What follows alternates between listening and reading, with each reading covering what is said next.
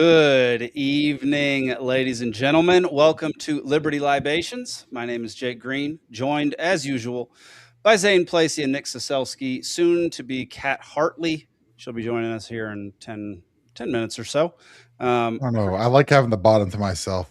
Yeah, it's nice to have all that room for activities. You've got plenty of room for man spreading down there. Exactly. Yeah, you can put your arms all the way out, legs all the way out, whatever you want to do. Yep. Yeah, y'all. Zane? How's your week, buddy?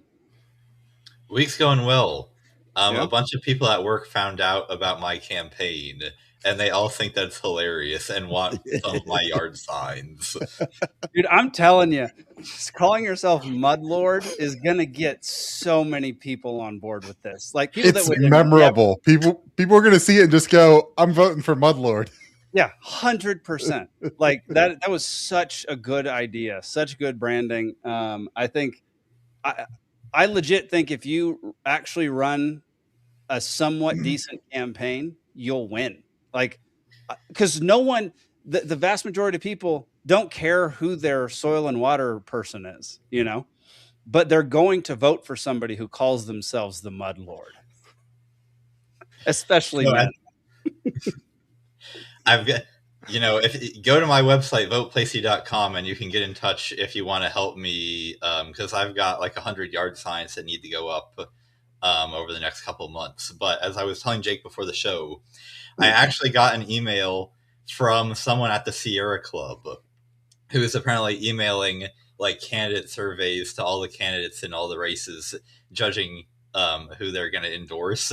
And that happens. Don't get me wrong. The Sierra Club is not going to endorse me, but their questions are very fun to answer from a libertarian perspective, because I can just answer every single one and just blow up their entire worldview.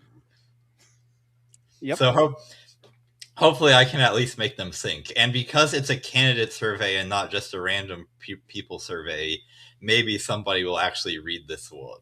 Yes. And what's odd is, like, when I was running, I had like some of the surveys I got sent, I would go to look at it, and it's like I was running for state treasurer, and they're like, "What's your views on abortion?" And it's like, that has nothing to do with this position.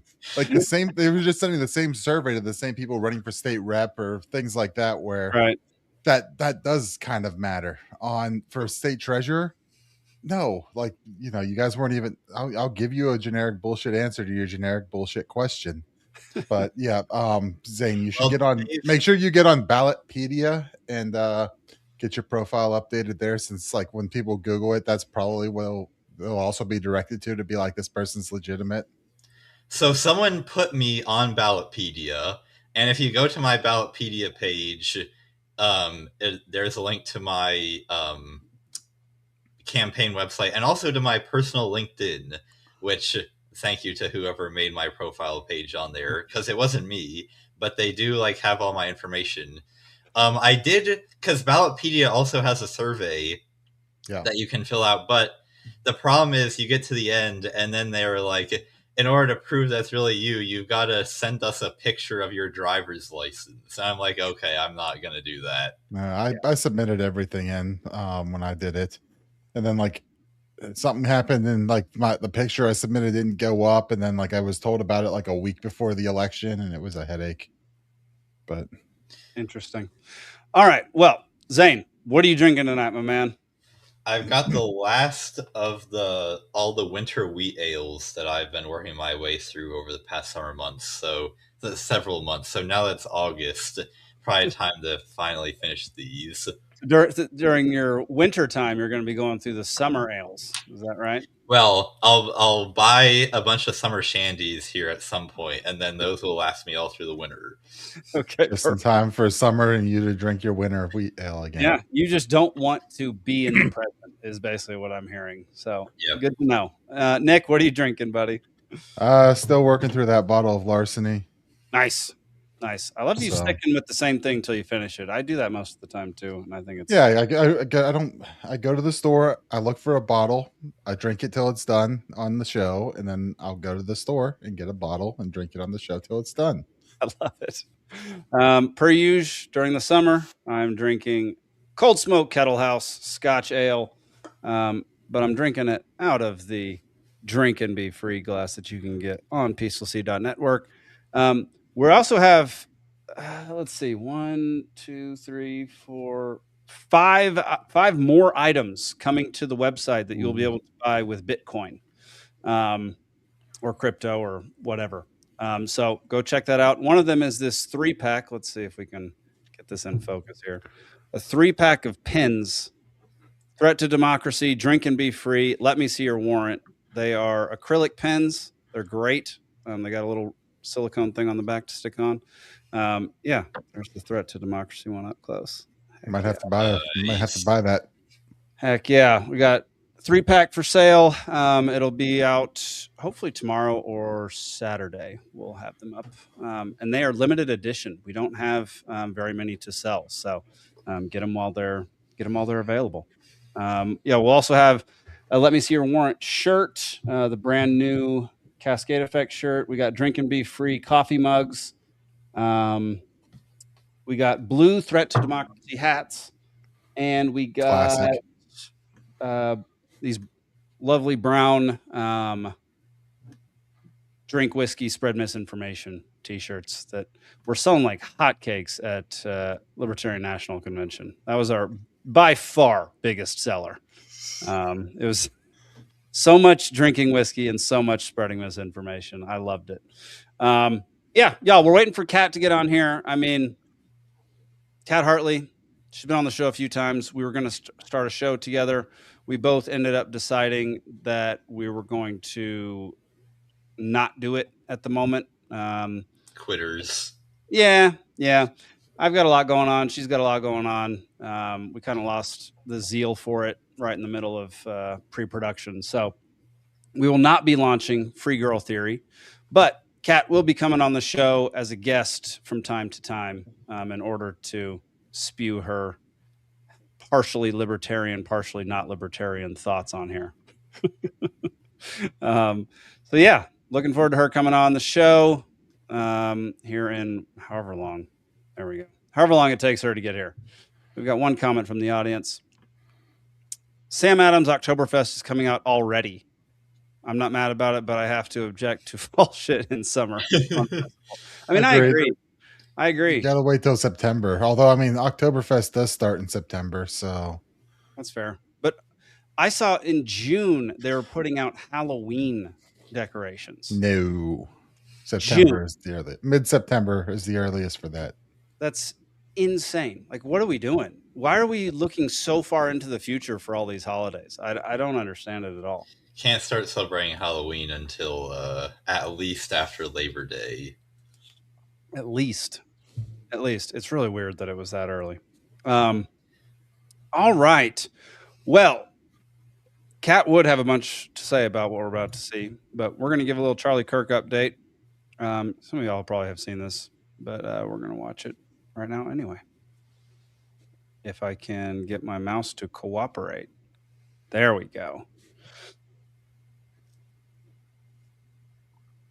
Why is nothing clicking? Oh my goodness. All right, I'm going to refresh. Instagram's the worst to use on the show. No, there's something going on with my computer. All right. You two chat for a second. I'm going to be right back.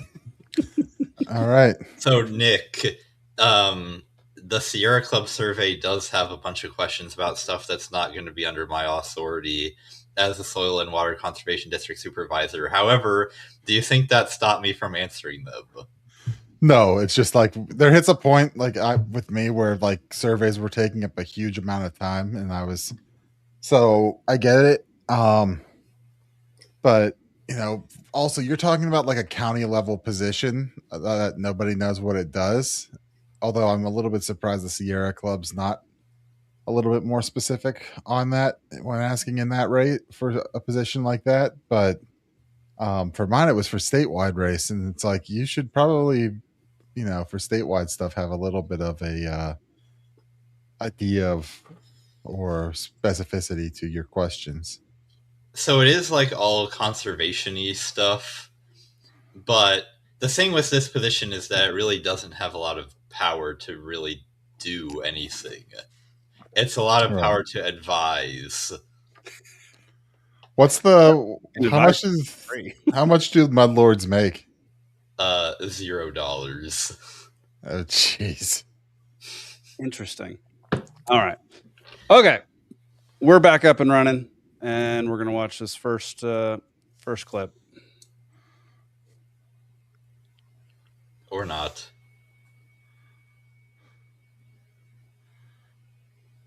We're not getting sound, Jake. You're not getting sound? No, I'm not getting any sound.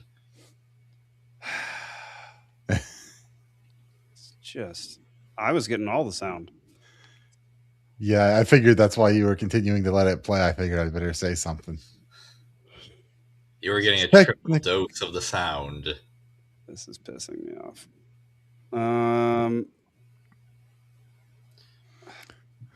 Goodness, man. Why are we having so many dadgum problems tonight?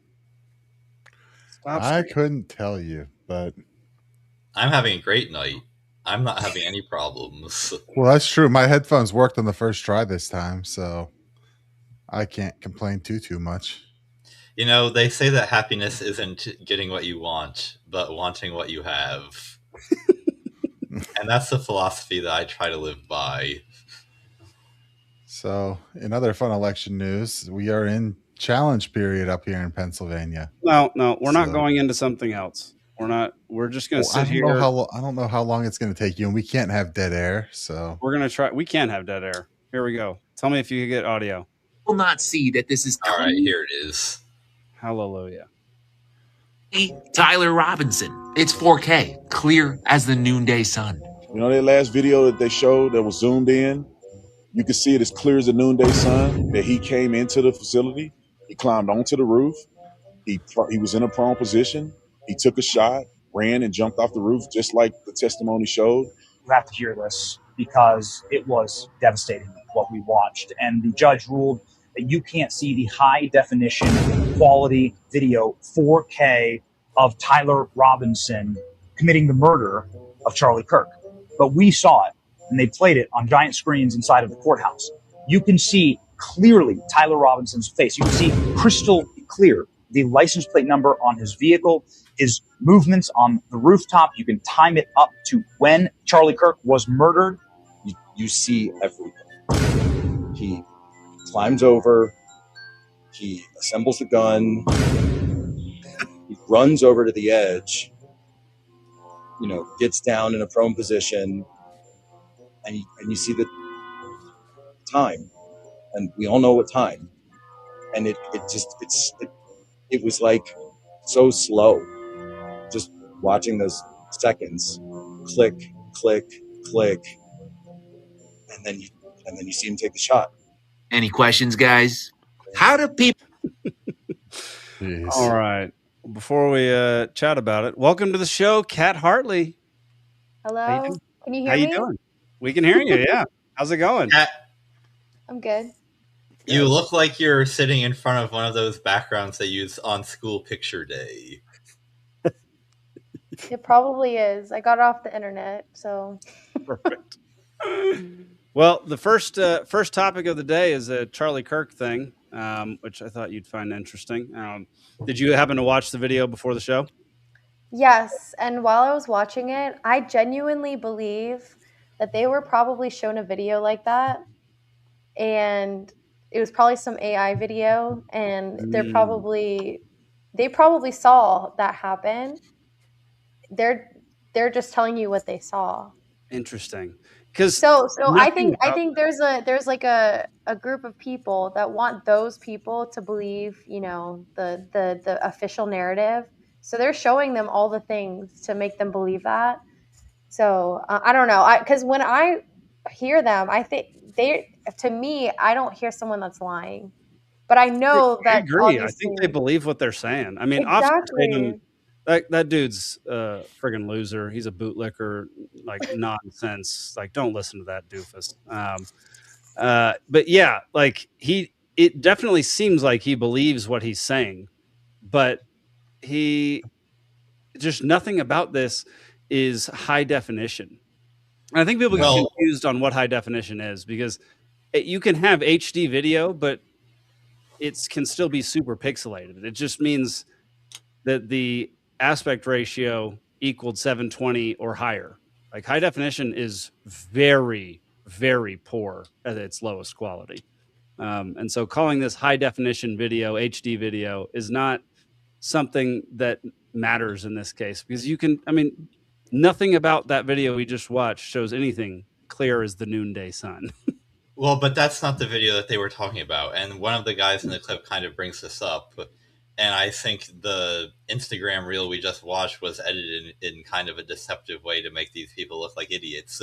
But what was going on here was those people were talking about a clip that had been played in the courtroom, but that has not been released to the public. So that really grainy, low definition video is not the video that they're all saying you can clearly see him. And I'm not saying anything about what the content of the other video is, or if the other video clearly shows it's Tyler Robinson or not. I'm just saying to dunk on these guys because they're talking about a high definition video, that's a different video. So they haven't released the video you're talking about. Is that what you're saying? Yes. So Zach says they accidentally showed an image of it in court, and that was the video. So I don't know. Look, I'm not positive, man, because this is a security camera. This is security camera footage. Is there going to be a better, in that entire thing, you don't see another security camera that's closer or would have a better view. And security cameras they're not legit high definition. They don't actually show great detail. They don't have massive, dadgummit. I'm forgetting all my camera terms from when I was in film school. You've been drinking. It's okay. I'm that far into the beer, Cat. Oh, okay. Image sensor. They don't have huge image sensors, so it's not like they're collecting all the data that comes into the camera. Man, I don't know. I find it incredibly difficult to believe that a security camera positioned somewhere near wherever this camera was had any better footage than what this camera did, because that's just not what they're made for. That's not like what security cameras do. They can't show faces from this far away. It has to be an up close shot.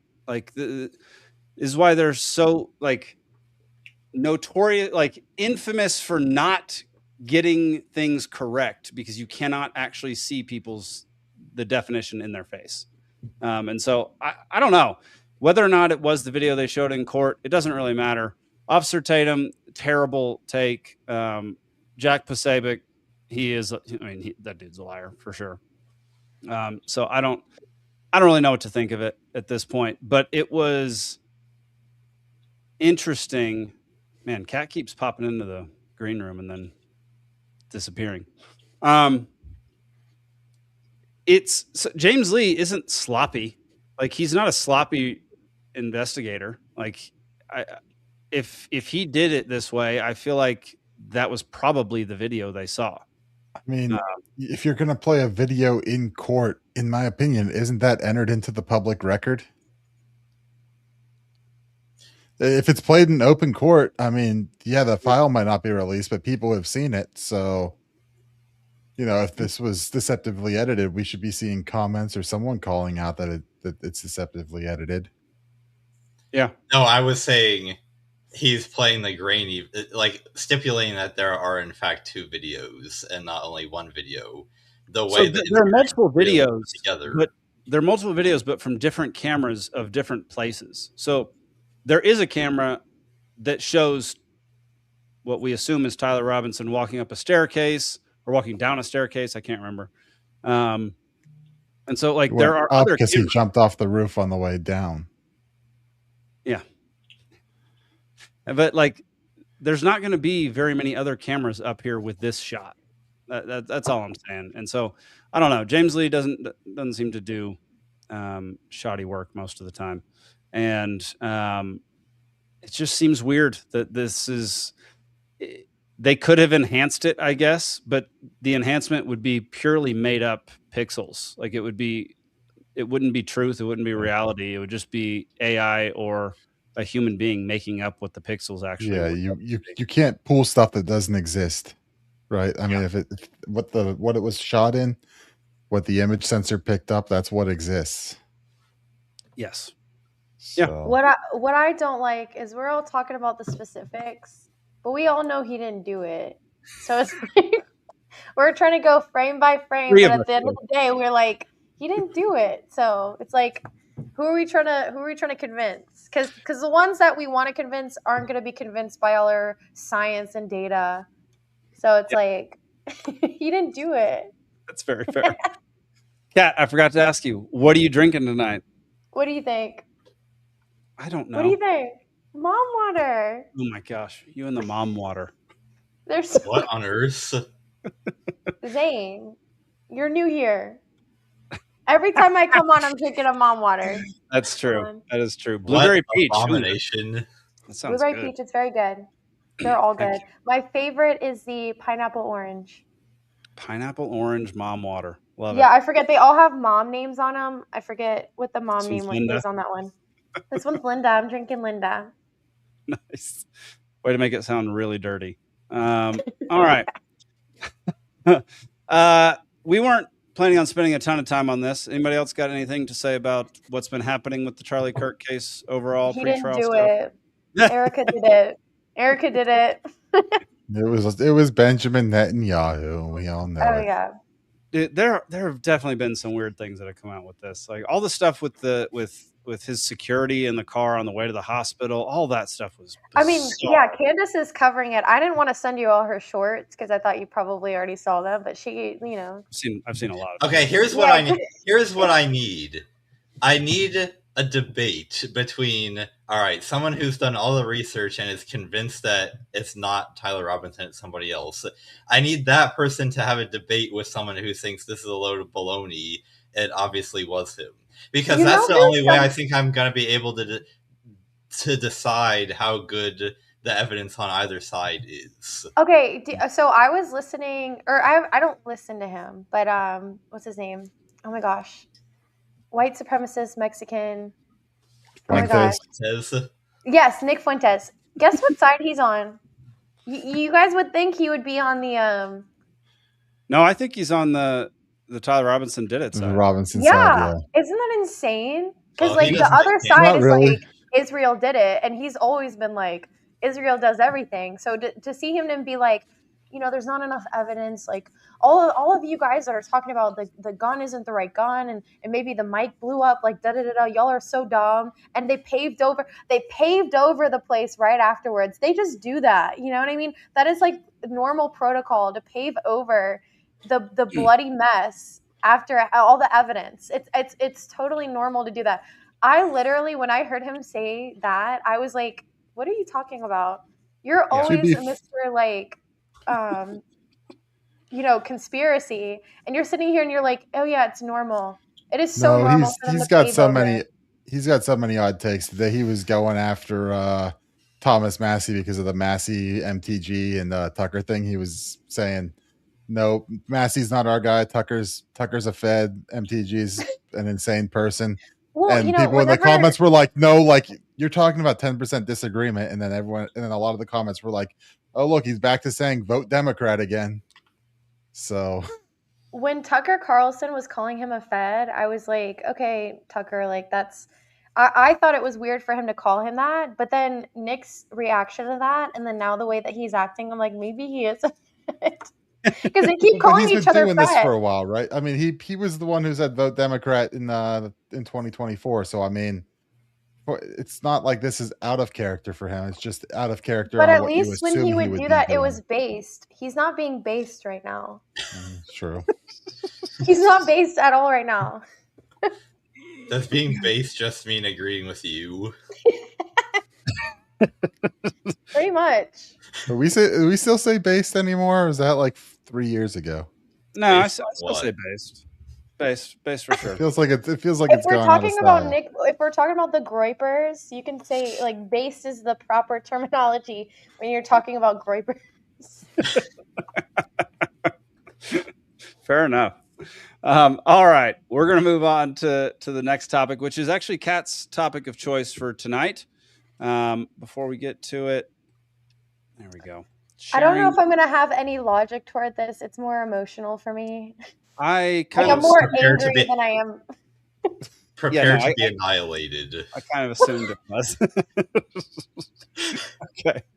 All right. Wait, you're on the side of the oil companies? We'll get to it when I get to it. Oh my. Drill, baby, drill. I might have to leave. No, get emotional and yell at him, Cat. No. Goodness. All right, here we go. Oil companies are making billions. In the U.S., calls to tax their windfall are growing. This was from July 16th. We'll read a couple paragraphs here. Oil prices have surged in recent days amidst renewed fighting between the U.S. and Iran. Higher oil prices have meant U.S. consumers are paying more for gasoline at the pump, and oil and gas companies are profiting. The world's top 100 oil and gas firms made $30 million every hour in excess profits during the early days of the U.S.-Israeli war with Iran. Excess profits is key. Just wait. That's according to an analysis by the environmental nonprofit Global Witness and The Guardian, which we'll get to that here in a second. That's as a direct result of oil prices spiking globally, says Dominique Eagleton. Goodness, who researches fossil fuels at Global Witness. Yet for many oil companies, the cost of actually producing oil hasn't changed that much since the beginning of the war, according to the American Petroleum Institute, a trade organization for the U.S. oil and gas industry. This has led to windfall oil profits, unexpected profits as a result of the war. All right. So, Kat, let's have you start us out. What are your feelings? We're going to have Mr. Logic start first. No. We're going to have Miss Cat start first since you're the one who brought this to our attention. No, so. I'm just mad about it. That's all. I'm just mad. Okay. Fine. We'll start with Zane. Okay, so because whenever COVID happened and like companies were charging more for things, when I think I have a theory that a lot of these companies like during COVID didn't actually have like a skyrocket in their costs. They just knew that people would consent to like the increase in the prices because of the excuse that things cost more. And I think this is the same logic that's happening now, is that people are like, oh, war is happening. I mean, I'm mad about it, but like they're getting rid of the terrorists. So as long as the terrorists are we're getting rid of the terrorists and blowing up Iran and nuking Iran, I'm okay to pay, $1 more at the gas or per gallon. So I think that is essentially what's happening, is they take advantage of the fact that consumers are kind of stupid. Me being one of them. And that we're like, oh yeah, no, we're so okay with like America like nuking the terrorists, so we'll pay a little bit more for our own safety. So I think that's the fundamental of it. But I would love to hear what Zane has to say. All right, Zane, give us your thoughts, buddy. All right, so I'm glad you brought up the COVID example, and actually the case of people being mad about companies profiting too much during emergencies and wanting to have an excess profits tax actually goes all the way back to World War II. Because you had all these like manufacturers that suddenly they were selling like gangbusters to the US government, and a bunch of progressives were like, wow, look at all these companies making all this money. We need to tax their excess profit because they're profiting off the US being at war.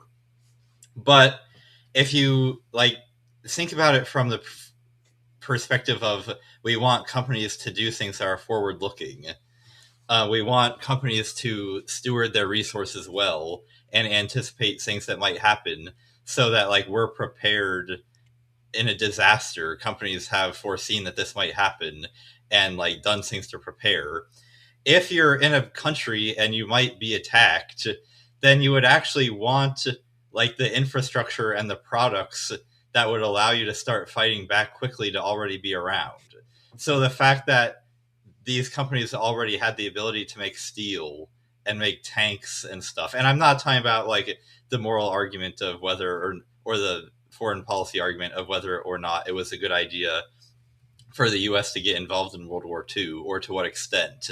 But I am just saying if you are going to get into a war, it's good that there are companies around that are giving you the material that's needed for you to be able to do that.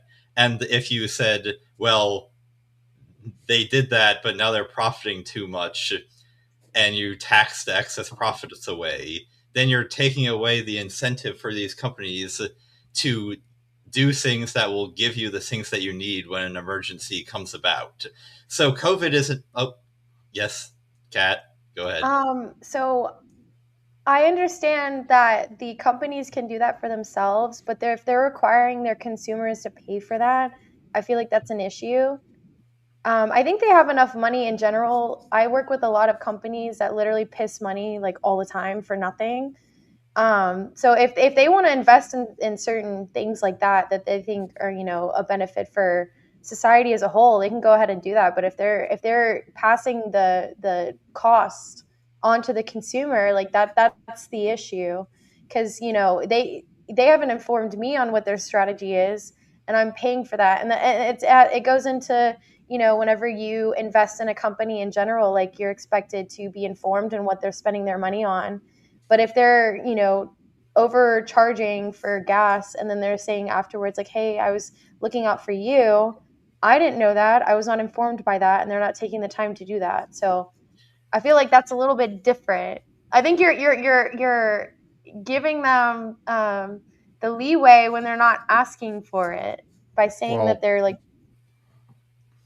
No, so when your act of buying a company's product is you saying, I value... Okay, but gas is not literally... Okay, but there's a difference between like me investing in, like, I don't know, the makeup products, because I know makeup products. Gas, I just go to the cheapest one. I avoid BP because of what happened, with the gas leak, whatever. But I don't know anything about Texaco or Exxon or Chevron or anything like that. Like this is not a me investing in any company when I do that. And if I have to literally sit there and research in my car before I go buy some gas, like that's an issue. So I think that they can spend their own money, but like the money that they've already profited, because I know that they're profiting, like in general. They don't need to profit more and then use that money for things that they think that they need to use. Like that's the whole thing, is like, if they need that money, they need to go get investors to invest that are interested in that, not raising prices for consumers. And I know you're like, oh, inform yourself, but like, no, nobody's informing themselves before they go get gas. They are going to go to the cheapest one that they pass by. That's actually the exact opposite of what I was going to say, which is that there's no need to do any research about where you get your gas from, because you can just go to the cheapest one, as you said everybody does. So this is actually evidence that the gas companies can't just charge whatever price that they want, because other companies... For a certain extent, but if the news is telling you that gas prices are going up, what's going to happen? Well, if the news is telling you that gas prices are going up, but then you drive down the street and one gas station has gas that's 50 cents. Okay, but they're not going to do that, because if they know that everybody else knows that the gas prices are, but no, this has been studied. This has been, and it doesn't happen. Like every time this has a war behind it, though. I'm not talking about like regular supply and demand. This has a real like reason behind it, which is war and terrorism. Like, and people are very, very, emotional about war and terrorism. So I feel like that drives a little bit more than just a simple supply and demand reasoning. Yeah. So what goes on here is you're not talking strictly like supply and demand when we talk oil economics. We're talking about a commodity here, so it's a little bit different than, like you mentioned, makeup, where you might be looking for a specific brand, a specific product. Don't bring up makeup. I'm trying to put it into the terms right here, right? When you're talking commodities, you're talking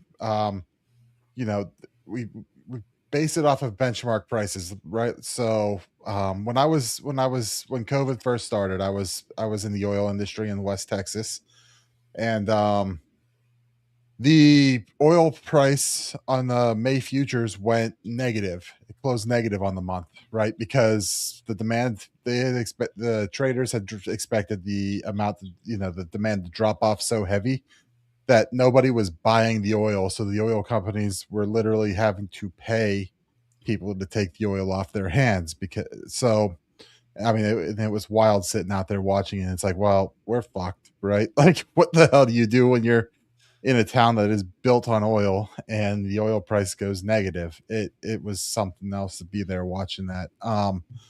But yeah, so regular supply and demand is one thing, and then you add on top of it the commodity futures markets and things like that, which supply, an actual market mechanism that is helpful when used right. The issue is there's a whole lot of paper trading that goes in there, settling things in cash, but it does kind of come up with the sentiment. So yet it's hard to say, oh, there's a war going on, so everyone jack their prices. The war's going on, and that does affect consumer sentiment. Yeah, but isn't consumer sentiment in this case?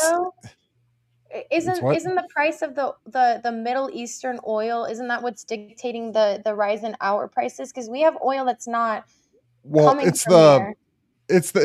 So I mean, there's a couple of different benchmarks, right? So like the worldwide benchmark is like Brent crude, and in the U.S. we might go with WTI, West Texas Intermediate.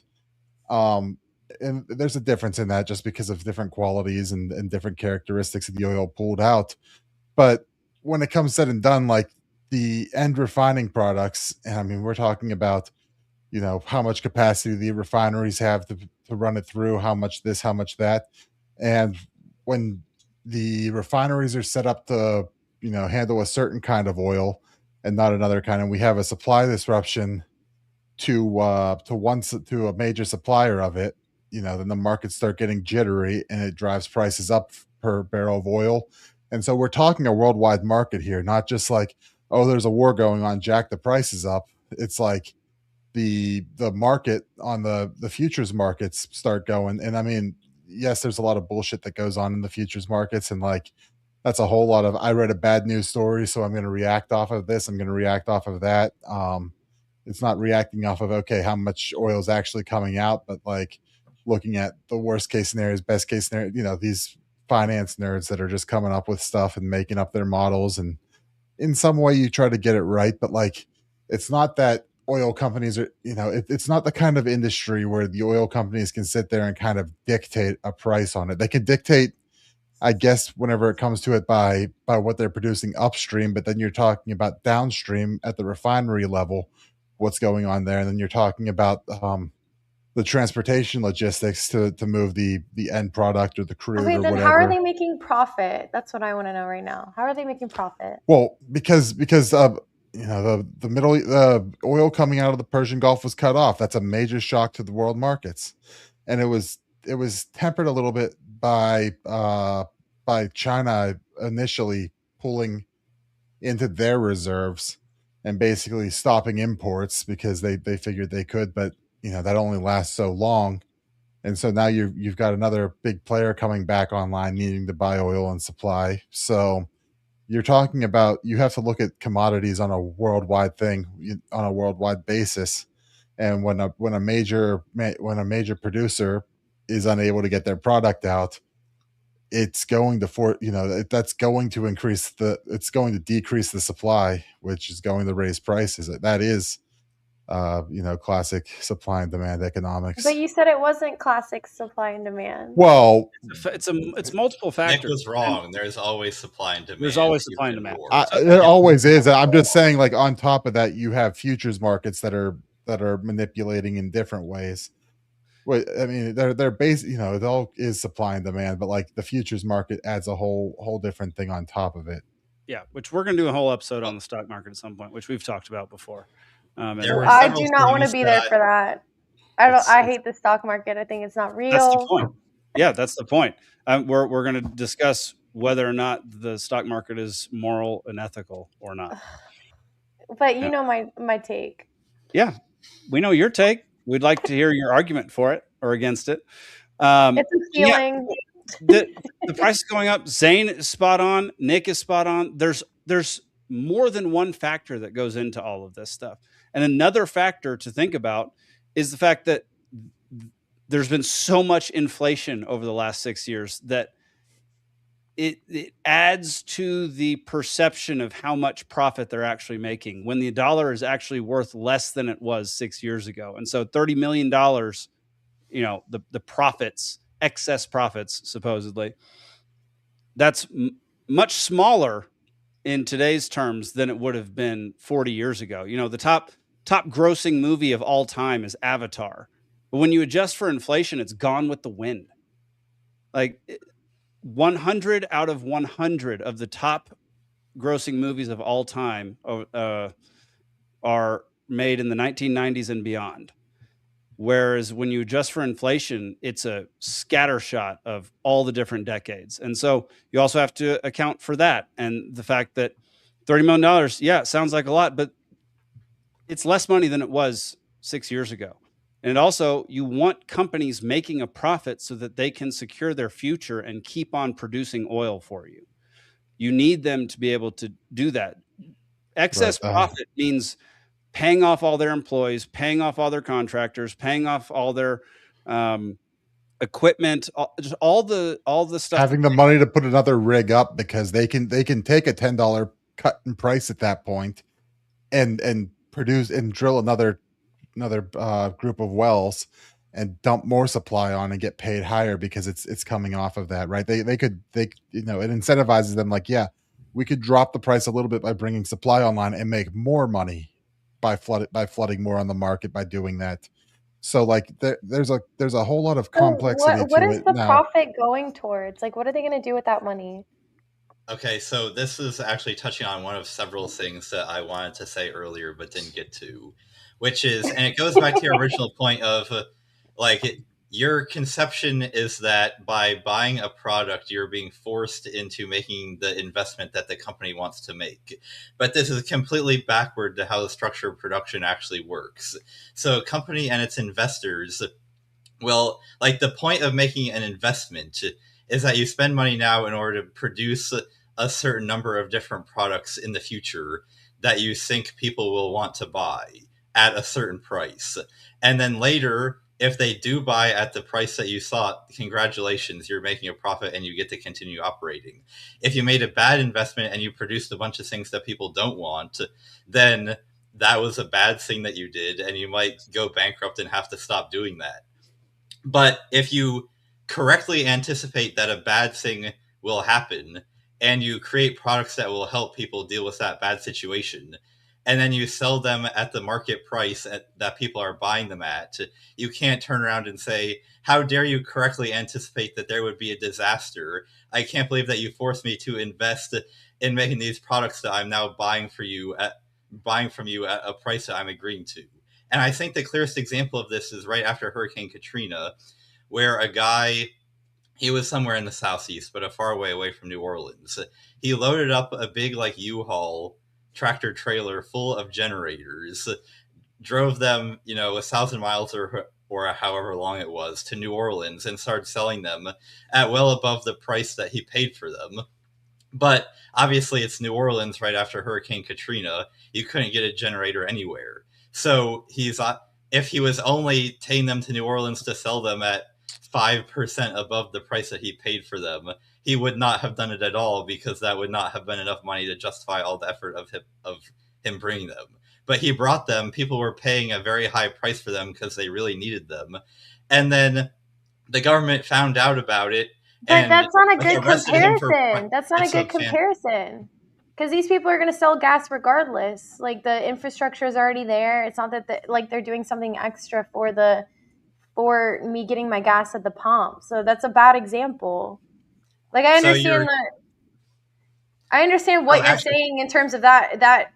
This is the difference between a product and a commodity, because you can't just, like Zane, like you're saying, like Zane's example there, and you're picking up on it, is when you're talking about a product like that, you're taking at what your cost is, you're putting a markup on it that you decide is fair for your effort in the matter.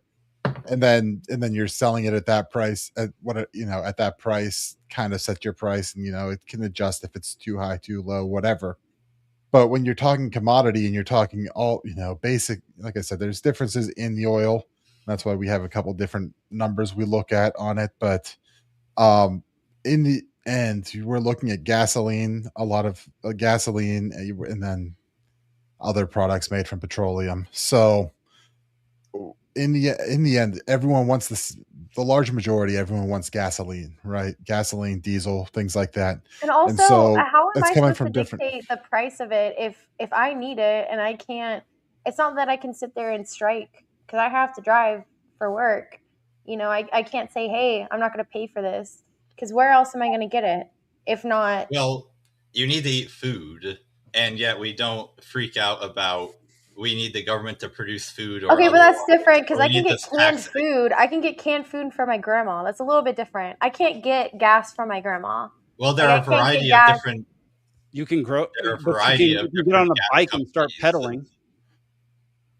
You can get on a bike and Yeah, there's I'm gonna. Yeah, because for my work, there are I need a alternatives. table. I need things for my work. I can't. I have to haul things, so I can't. Yeah. I can't. I'm I just don't saying, own there a are bicycle. You know how much a alternatives to bicycle using- costs? There are alternatives to using their products, is what I'm saying. Okay, but I literally cannot use a bike for my job. Like I can't. Well, you can also choose to drive less. Like a weirdo with my hair all messed up and everything. I can't go on the highway with my bicycle. So I know that there's like technically an alternative, but it's not a practical alternative. And of course I will pay the 20 cents extra, but I'm mad about it and I'll say something about it, but I will do it. And I think that they take advantage of that. I 100%, especially during COVID, they take advantage of the fact that everybody will pay maybe 20 cents extra. They don't want to do it. You're pulling a bad example. You're pulling a bad example by comparing here's this industry during COVID, because like I said, they had to pay people to take oil away during COVID. Like, not only were they selling below what their production costs were, they were paying people to take it away because demand But I dropped mean, I so don't much. understand why So, they I had mean, to like, do it's it. Wait, is it? I want to ask: is storing oil expensive? yes, Okay. because there's only limited storage that you can have. Look at me like that. Like it, well, you just it might put not it in be a cave, like they do with the cheese. You just put it in a cave. Well, they do have things like that, but like that fills exactly, up really. Just put it in a cave. And, like what?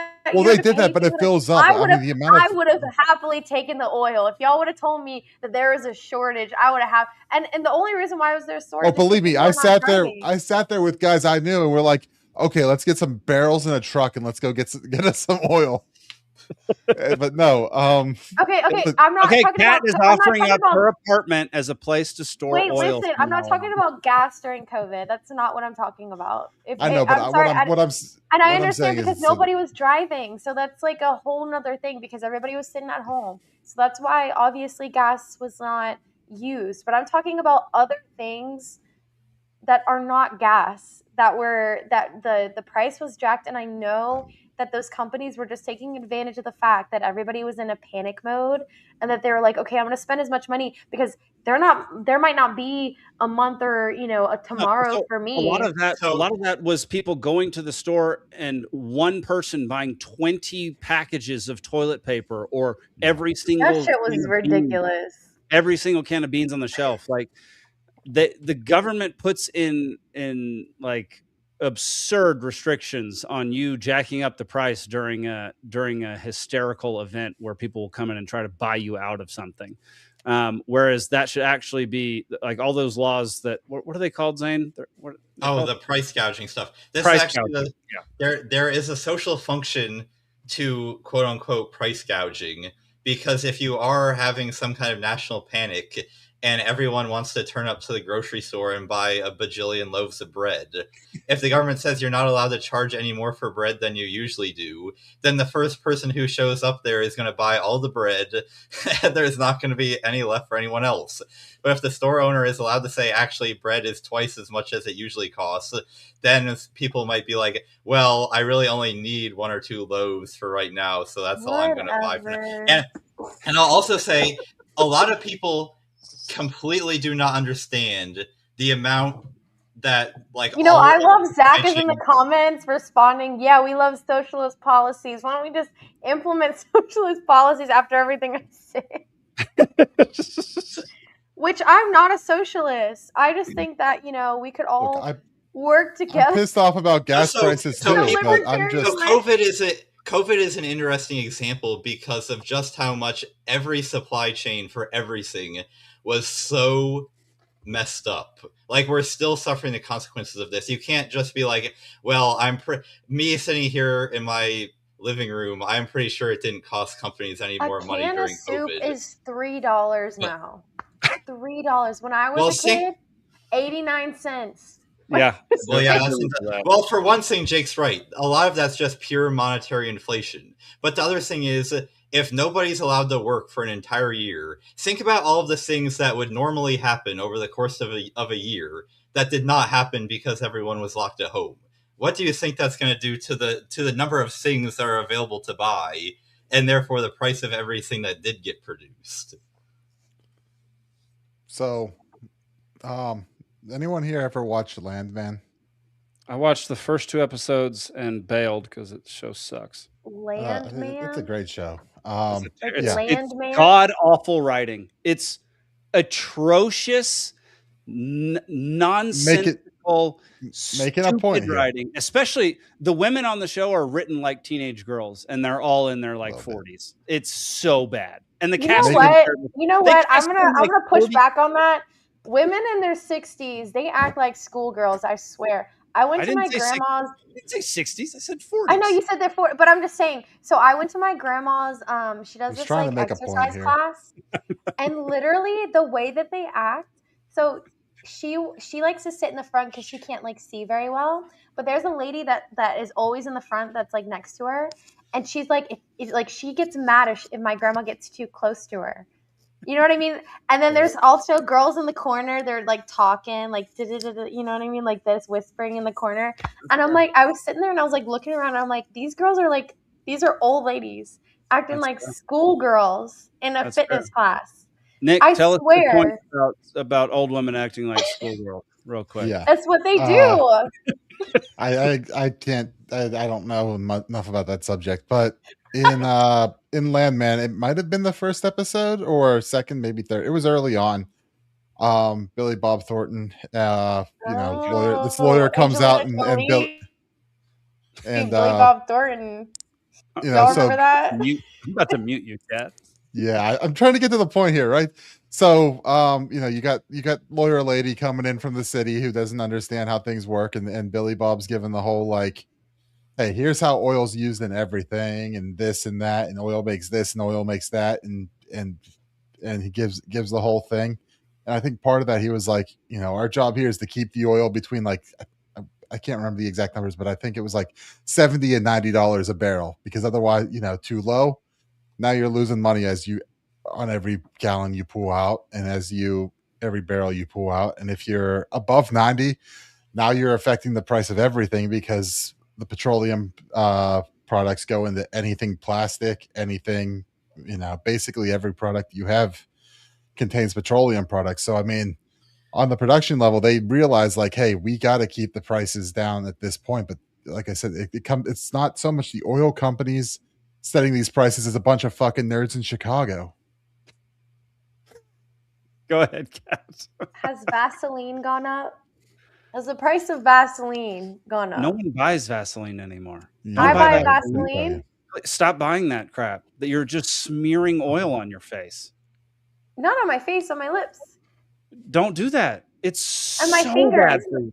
It's so bad for Look you. at my fingers and tell me. Yeah, but it keeps you from like getting your lip busted open and shit. Exactly. So question, has the price of Vaseline gone up? Because if not, then y'all's theories are retarded. If Vaseline has not gone up. No. That's a very small use. There's still a way to wiggle out of that, even if it hasn't gone up, which is that what ultimately sets the price is the profit maximizing price given people's demand. So if people who buy Vaseline decide, well, we're just not going to buy Vaseline if it gets any more expensive than it is now. What's the alternative? Tell me the alternative to Vaseline. Then the price of Vaseline. It's such a universal. No. You could do well, everything. For one thing, you can use less. For one thing, if the price went up a lot, you could use it more sparingly. But but Zane, my you are broader so point was saying, robotical about people. It makes me so right. it's not. mad. Well, but So, the hang things on. that, the How things is that it have gone up. robotic to say that if the price of a product goes up, you would use less of it? No, I couldn't- because I I can't- The price of Vaseline has gone up the past 2 years. Now, 5.8%. okay, so that's wait, true. wait, Now, is that like $1? Is that like $1? I swear it's I don't know how a much dollar. a dollar is. It's probably Historical average from a few years ago was $4.23, and now it's $5.48. so a So, dollar.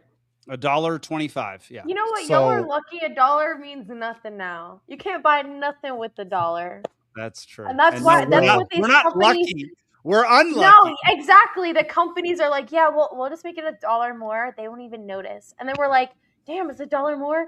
I mean, I could, I can do it because it's not like this dollar. I could buy anything else with the dollar. That's what they're taking advantage of. I swear, I know it. They do a little dollar, and it's like, yeah, of course, you can't buy anything with $1. So of course, you can invest the dollar extra in the product. That is literally what's happening. A little less Candace Owens, okay? A little Wait, more, what? a little more Zane Placie, okay? I don't know. You know what? You know what's crazy? Listen. The other day we were forced to hang out with each other. Actually, he was forced to hang out with me. He hated it the whole time we were hanging out. He hated it. I fucking knew it. So we had our little Fulton County meetup. No one came. It was just me and him. And you know what we were doing? We were playing Mean Girls trivia, and he hated every second of it. I was like, yes. He was like, you know what? Mean Girls trivia. That sounds awesome. It was awesome, and he hated it. I know he hated it, but he had to be there. You know why? Because it was the Fulton County meetup, and Brian was not there. So Did he get any questions right in Mean Girls? One question right? Oh my gosh, which one was it? Tell him. Okay, so it was the one. So the main character of Mean Girls, which I did not know until every question referenced it, but her name is Katie, apparently, Cady. Cady, yeah. And this name comes from, and this was the question, what late 19th century suffragette does Katie's name come from? And of course, it's Elizabeth Cady Stanton, which apparently was not common knowledge in the room. No, and we got it right just because of Zane. And there's no way Zane hated that trivia more than Alden hated merit badge trivia. Alden did hate merit badge trivia and artist trivia, but getting back to the point. All right, we found out that petroleum jet that Vaseline went up in price, but the other things that affected in price because one of the guys up here is always like he works in the food industry, so he's always sending reports on he's always giving us heads up on what he's seeing trucking wise and in raw materials and stuff. And he's watching the plastics markets. And I mean, we're seeing big increases in the cost of plastics and even force majeure on some, at least there were force majeure early on in the conflict on some of these things. So you want to talk about things that affect price downstream of everything. That's the kind of things. Okay. So, in conclusion, I'm pissed off about oil prices too. I'm pissed off about inflation.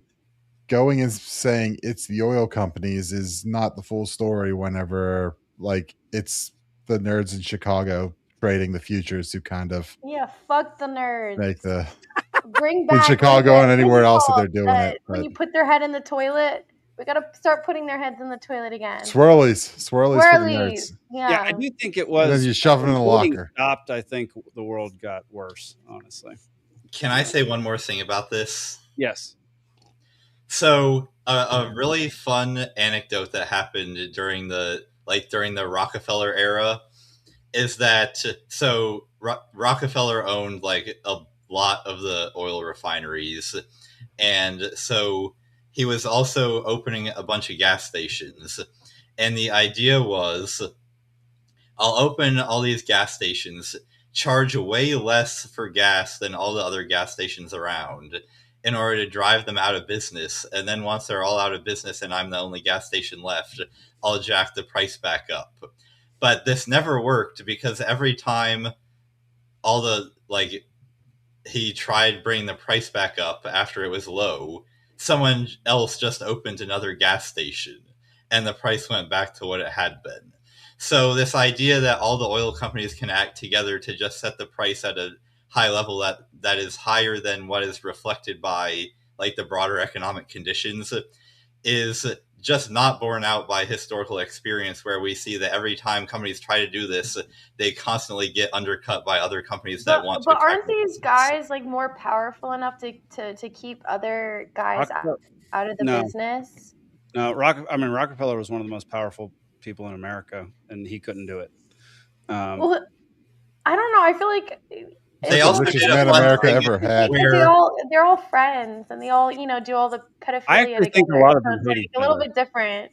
I think a lot of them hate each other and try to screw each yeah. other. And Rockefeller's a whole interesting case because they tried to claim like that he was whole a good monopoly, guy, right? No. I mean, he was good insofar as like he did a lot of. Oh, we hate Rockefeller. We hate. I thought we were pro capitalism. We hate Rockefeller. I like capitalism, but I like capitalism where it's not your only virtue. Yeah, gotcha. Like we hate Patrick Bet-David because that's all he loves is capitalism. I like Patrick Bet-David. His whole mindset is capitalism. He doesn't stop talking about business. And business. But Rockefeller really made a whole lot of his fortune after the government, went after him for this quote unquote monopoly and broke his company up into a bunch of different pieces. Yeah. And then he owned all the pieces and they all got big. Yeah. So, Yeah, that is fair. Another thing that he would do is try to rent out all of the train cars so that none of his competitors in the region would have any way to transport any of their stuff. But then the train companies just built more train cars, so they would sell all the ones to Rockefeller, but then they'd still have more. Nice. Yeah, that's good. Yeah, Cat, I think, look, I completely agree. I just paid $163 for a tank of gas last night. Diesel.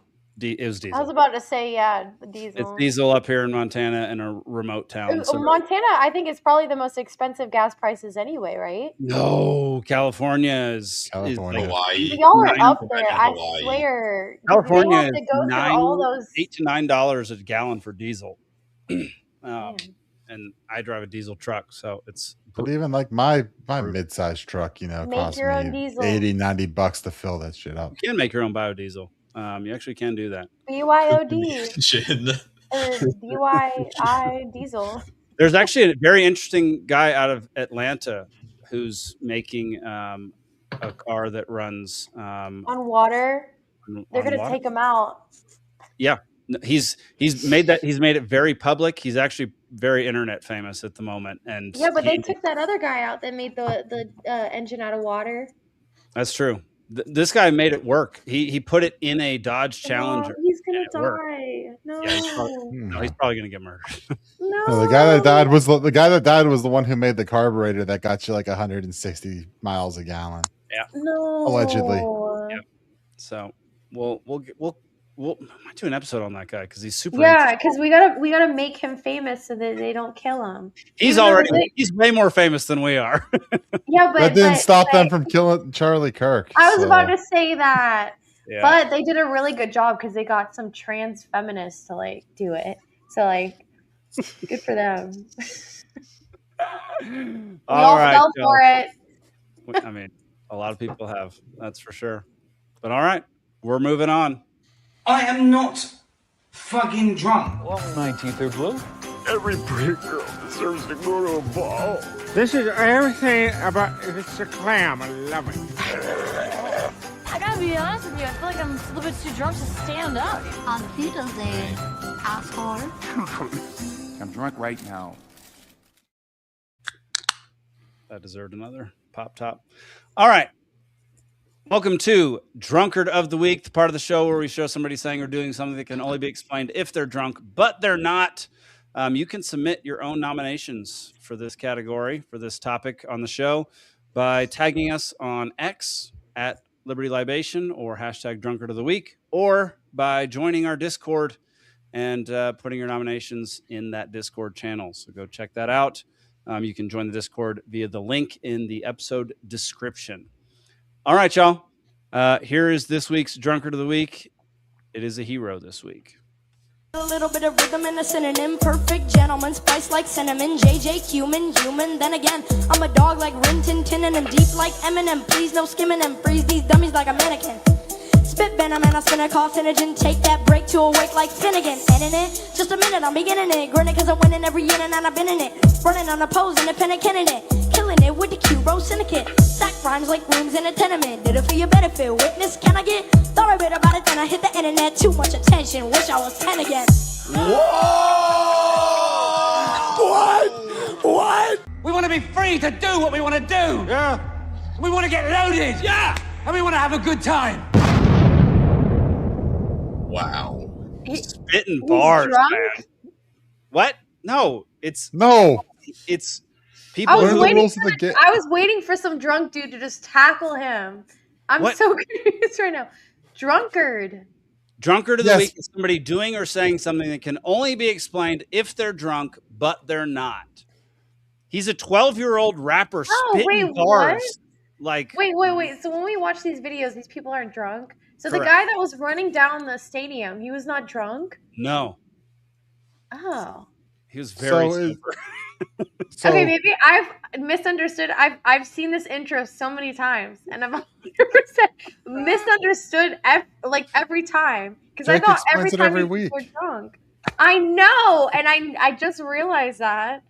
That's crazy. So wait, his name is JJQ. JJQ. He's 12 years old, and he can rap like that. It's unbelievable. Is the JQ part like on purpose or?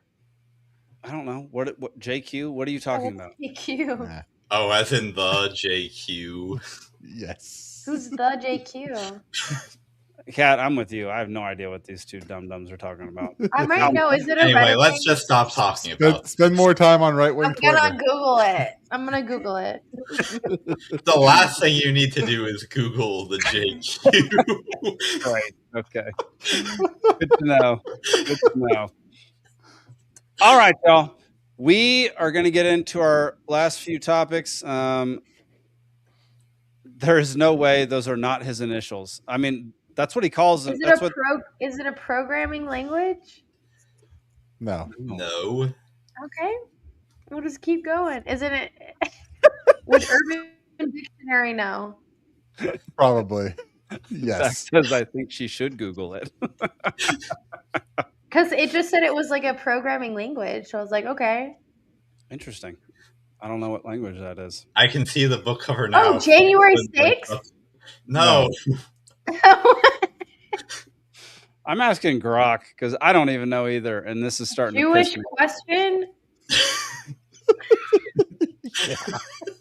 Yeah? Is the Jewish question? Yes. That's the reference I was going okay. You're saying yeah, but it's not that. No, that was exactly the internet's not helping me. I'm chronically online, so I'm baffled that I'm not understanding.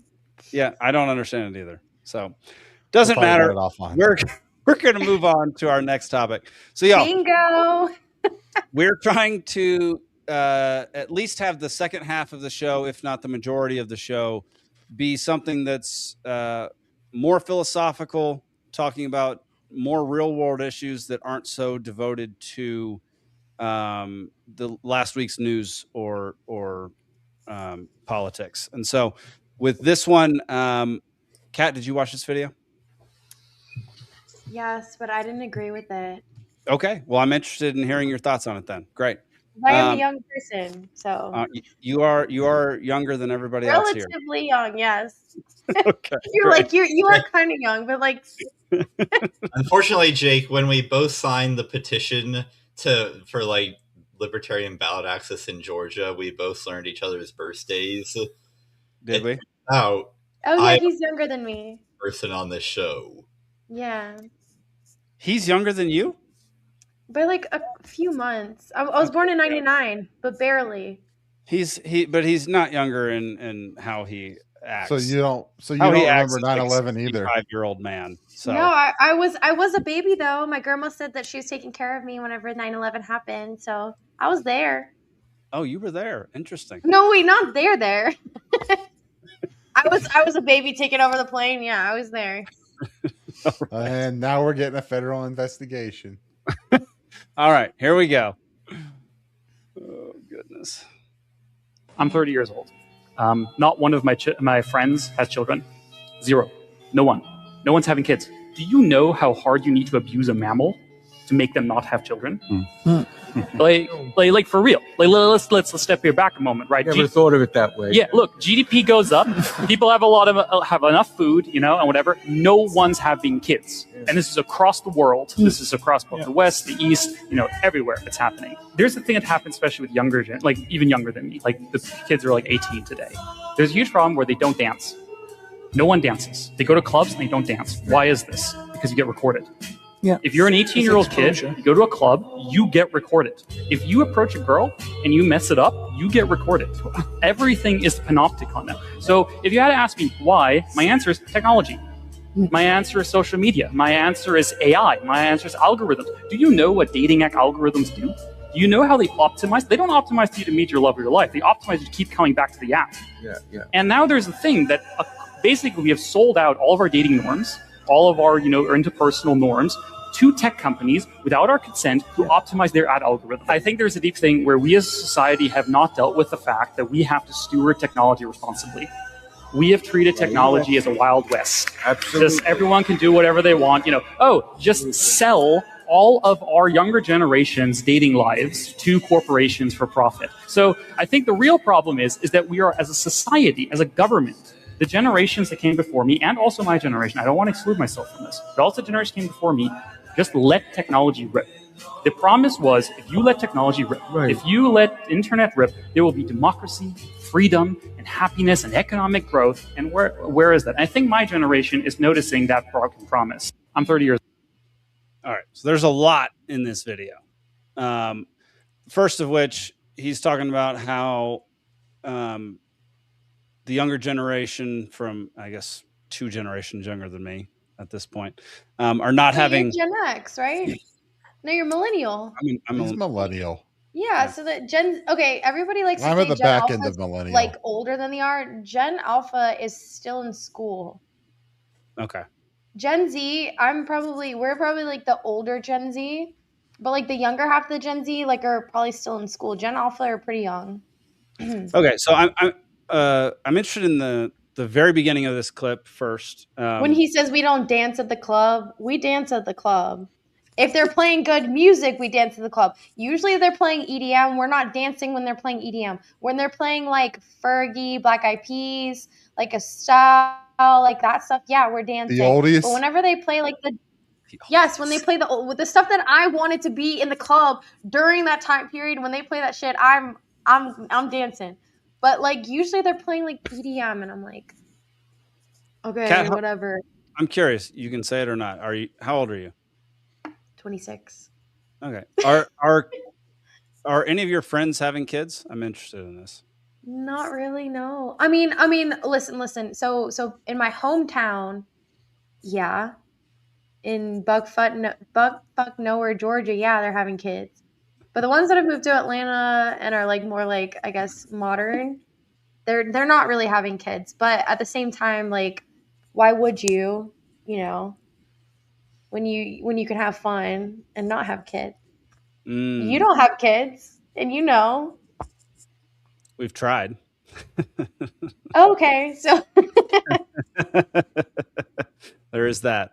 But yeah, no, so it is interesting. I thought the way he phrased the question and at the beginning of the clip was interesting, where he talked about how much do you have to abuse a mammal in order to make it not want to reproduce, is basically, and that's kind of the topic of that's the thumbnail for this episode. And it's like every mammal on Earth just reproduces nonstop as much as they can whenever they can. And like there is something with humanity where we're if you But just go isn't there like base, a reasoning aspect to it? yeah. So that's what I was about to say. Because y'all, okay, sorry. As a human, like if we just went with our base instincts all the time, it would devolve into complete chaos and murder and just it would be a bunch of atrocities happening all at once. So you can't just be like, okay, we need to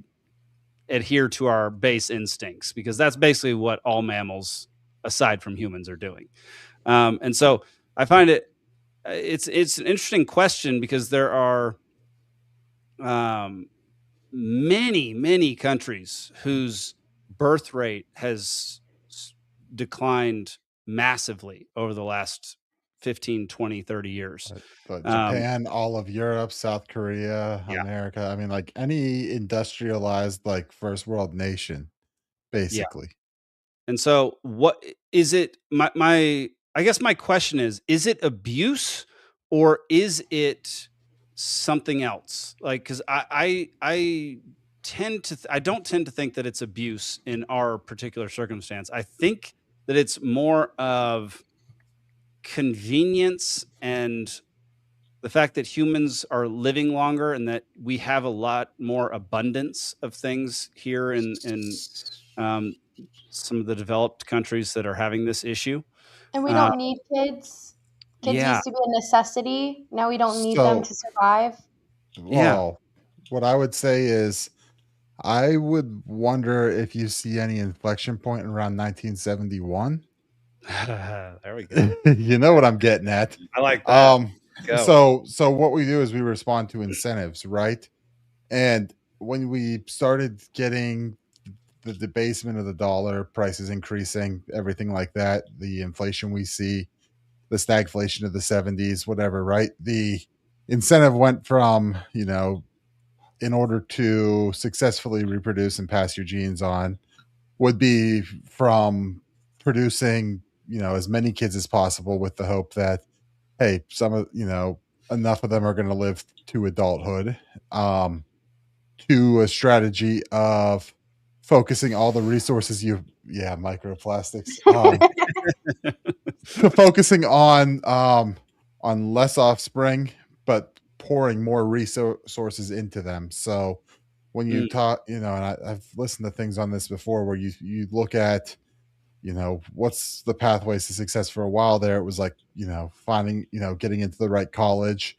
So that's, on top of, okay, I had kids, they go to the public school, they grow up, they get a job in the factory or whatever, to, okay, I've got to be able to afford college. I've got to be able to afford the best programs to get them into college, the best educational enrichment above that, the best opportunities in order to allow my kids to get into the workforce and succeed, and not, go and hopefully not go get a college degree that costs a couple $100,000 and end up baristas at Starbucks.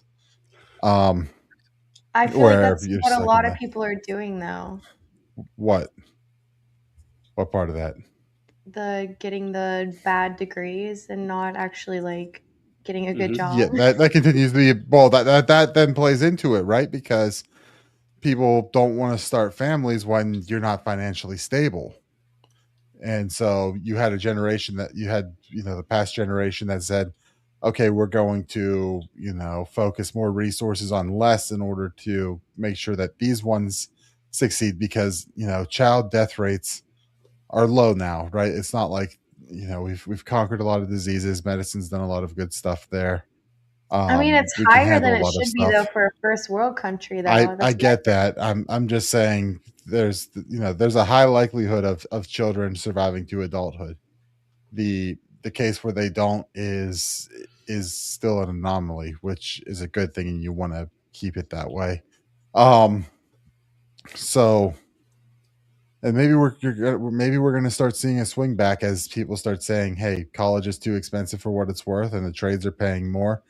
But you've got the feedback then of, okay, so we went to college, which back in the day, anyone who went to college could get a decent paying job, and everyone was, oh, that's your ticket to a successful life. And now a lot of college degrees, if you can get a job with it, your maybe glorified slideshow, PowerPoint slideshow maker or email answerer or something. There's just not a huge. There's not a huge. You get paid more to actually know how to do stuff in the trades. So, I had multiple friends who, college degrees, and they're off basically running their own businesses in the trades now. Right. I had a friend who was making a ton of money drilling natural gas, and he got laid off, and his dad had a plumbing business. He's like, well, fuck it, I'm going to go be a plumber. He was Montana. Yeah, he'll make a trip to Montana to help you out. I mean, if you pay him in like an elk tag, I might be able to convince him to do it. I'd give him. Although he did just have a kid like a week ago, so that might be harder to bring the kid.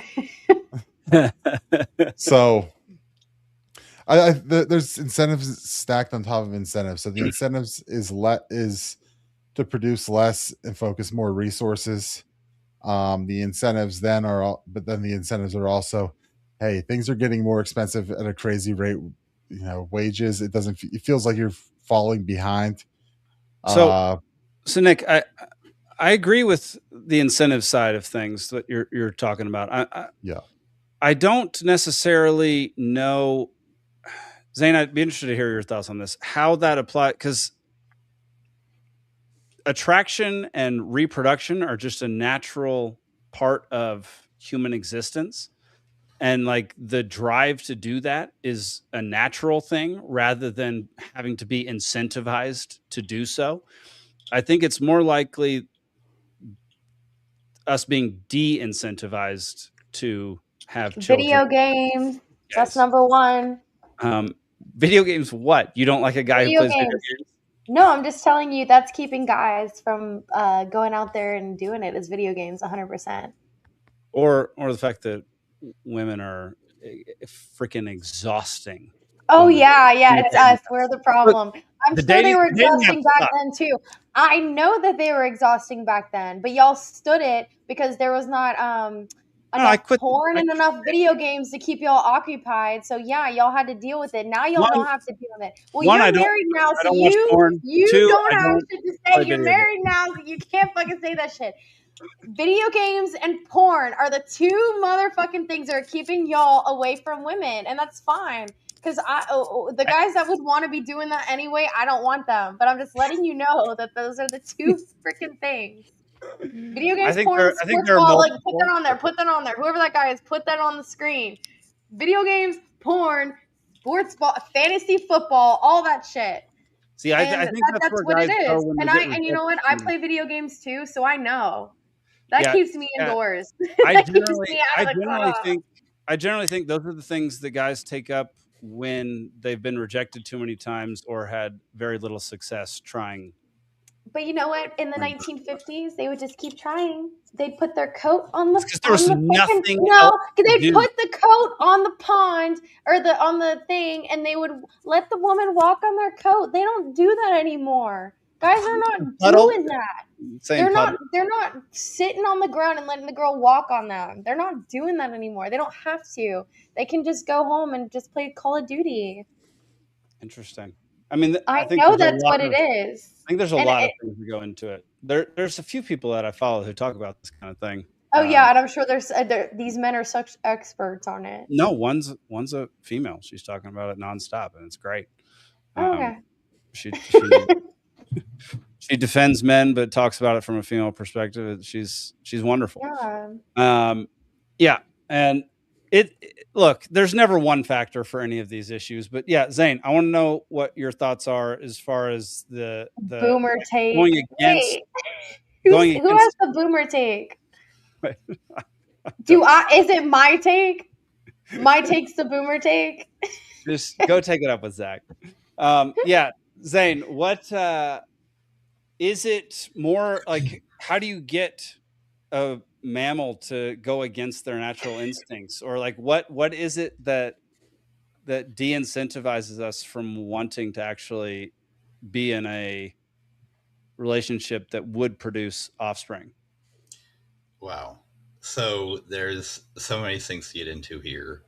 And I'm sure no matter how long I talk, I'm going to remember something else at the end that I wish I would have remembered to say. Yeah. So don't talk too long. But just starting with what Nick said, I think part of it's economic, because people are under the impression, real or otherwise, and I think it's both, that they can't afford to have kids. And part of it is definitely that the kinds of things that are associated with having kids now are a lot more expensive than they were.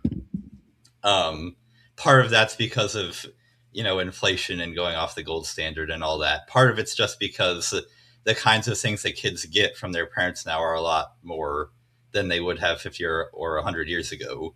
But it's like it's a very modern thought to think, well, I can't afford to send my kid to college, so I'm just not going to have kids. Like medieval peasants, no one in the ancient world, no one until 5 seconds ago thought like that. They would just have kids because that's part of the human experience, is to have kids and then sort out how you're going to take care of them after that. The fact of this, if I can't plan every single detail out, because obviously the modern society, the modern economy is highly uncertain. But are you really going to say... Best comment of the night. Women should be falling over themselves trying to get with Mr. Mudlord. Not joking.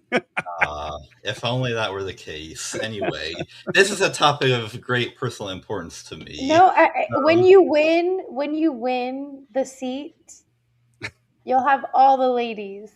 They'll be calling you Mr. Mudlord. They all want the Mudlord. They will literally be coming to you, like pretending like they have an issue with their, water or mud or dirt, whatever, and it's really to give. JC has a good point. If a guy got rejected 50 years ago, he didn't have much choice but to keep trying. Today, he has all these options designed to neutralize him while keeping him distracted. Those OnlyFans ladies, they be making $40K a month. Don't even get me started on OnlyFans. Well, goodness gracious. So, from everyone who I've ever talked to who has kids, having kids is the most fulfilling, the most important, the most truly human thing that they've done in their whole life. And yet people feel like, for one reason or another, that they can't. But also, there's a lot of things about modern society that just make people think about other things other than that. Like, for one thing, the sexual instinct is not guaranteed to produce kids if you're if people are using various family planning, like contraceptives, birth control, all that. So we've, for one thing, physically detached the instinct from the result of having kids. But also, we spent a long time talking about all the challenge, what men are up against here. But I think a big thing is now, in the 1950s, men did all these things to court women. They were very polite and courteous and chivalrous. And if they got rejected, they tried again until they eventually found someone. But the reason why that worked was because the goal for women was also to get married, for 95% of them. Not today, women are much more career oriented or oriented around other things and don't want to get married at nearly the rate that they used to. So if you have all the same amount of men competing for a lot fewer women, that just mathematically is not going to work out very well for a lot of men. So they also, most of these guys are supposed to be dead in war. You know what I mean? We're supposed to be having war right now. I think what Zane's saying there is abolish the 19th. Well, no, he's saying war. That's what they should be doing. That's why they want to play Call of Duty. Those people that are the kids want to go to the mines because they play Minecraft. These guys want to be in war. They're playing Call of Duty all the time.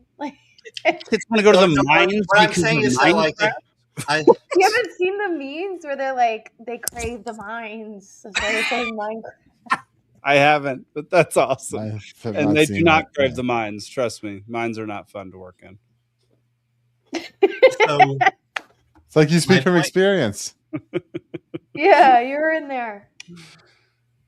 my point in this last bit is that, like, in the 1950s, like, there was a way that dating worked. A guy would, ask a girl to go on a date with him, and there was a decent chance she would at least say yes, but even if she said no, it's like, okay, move on.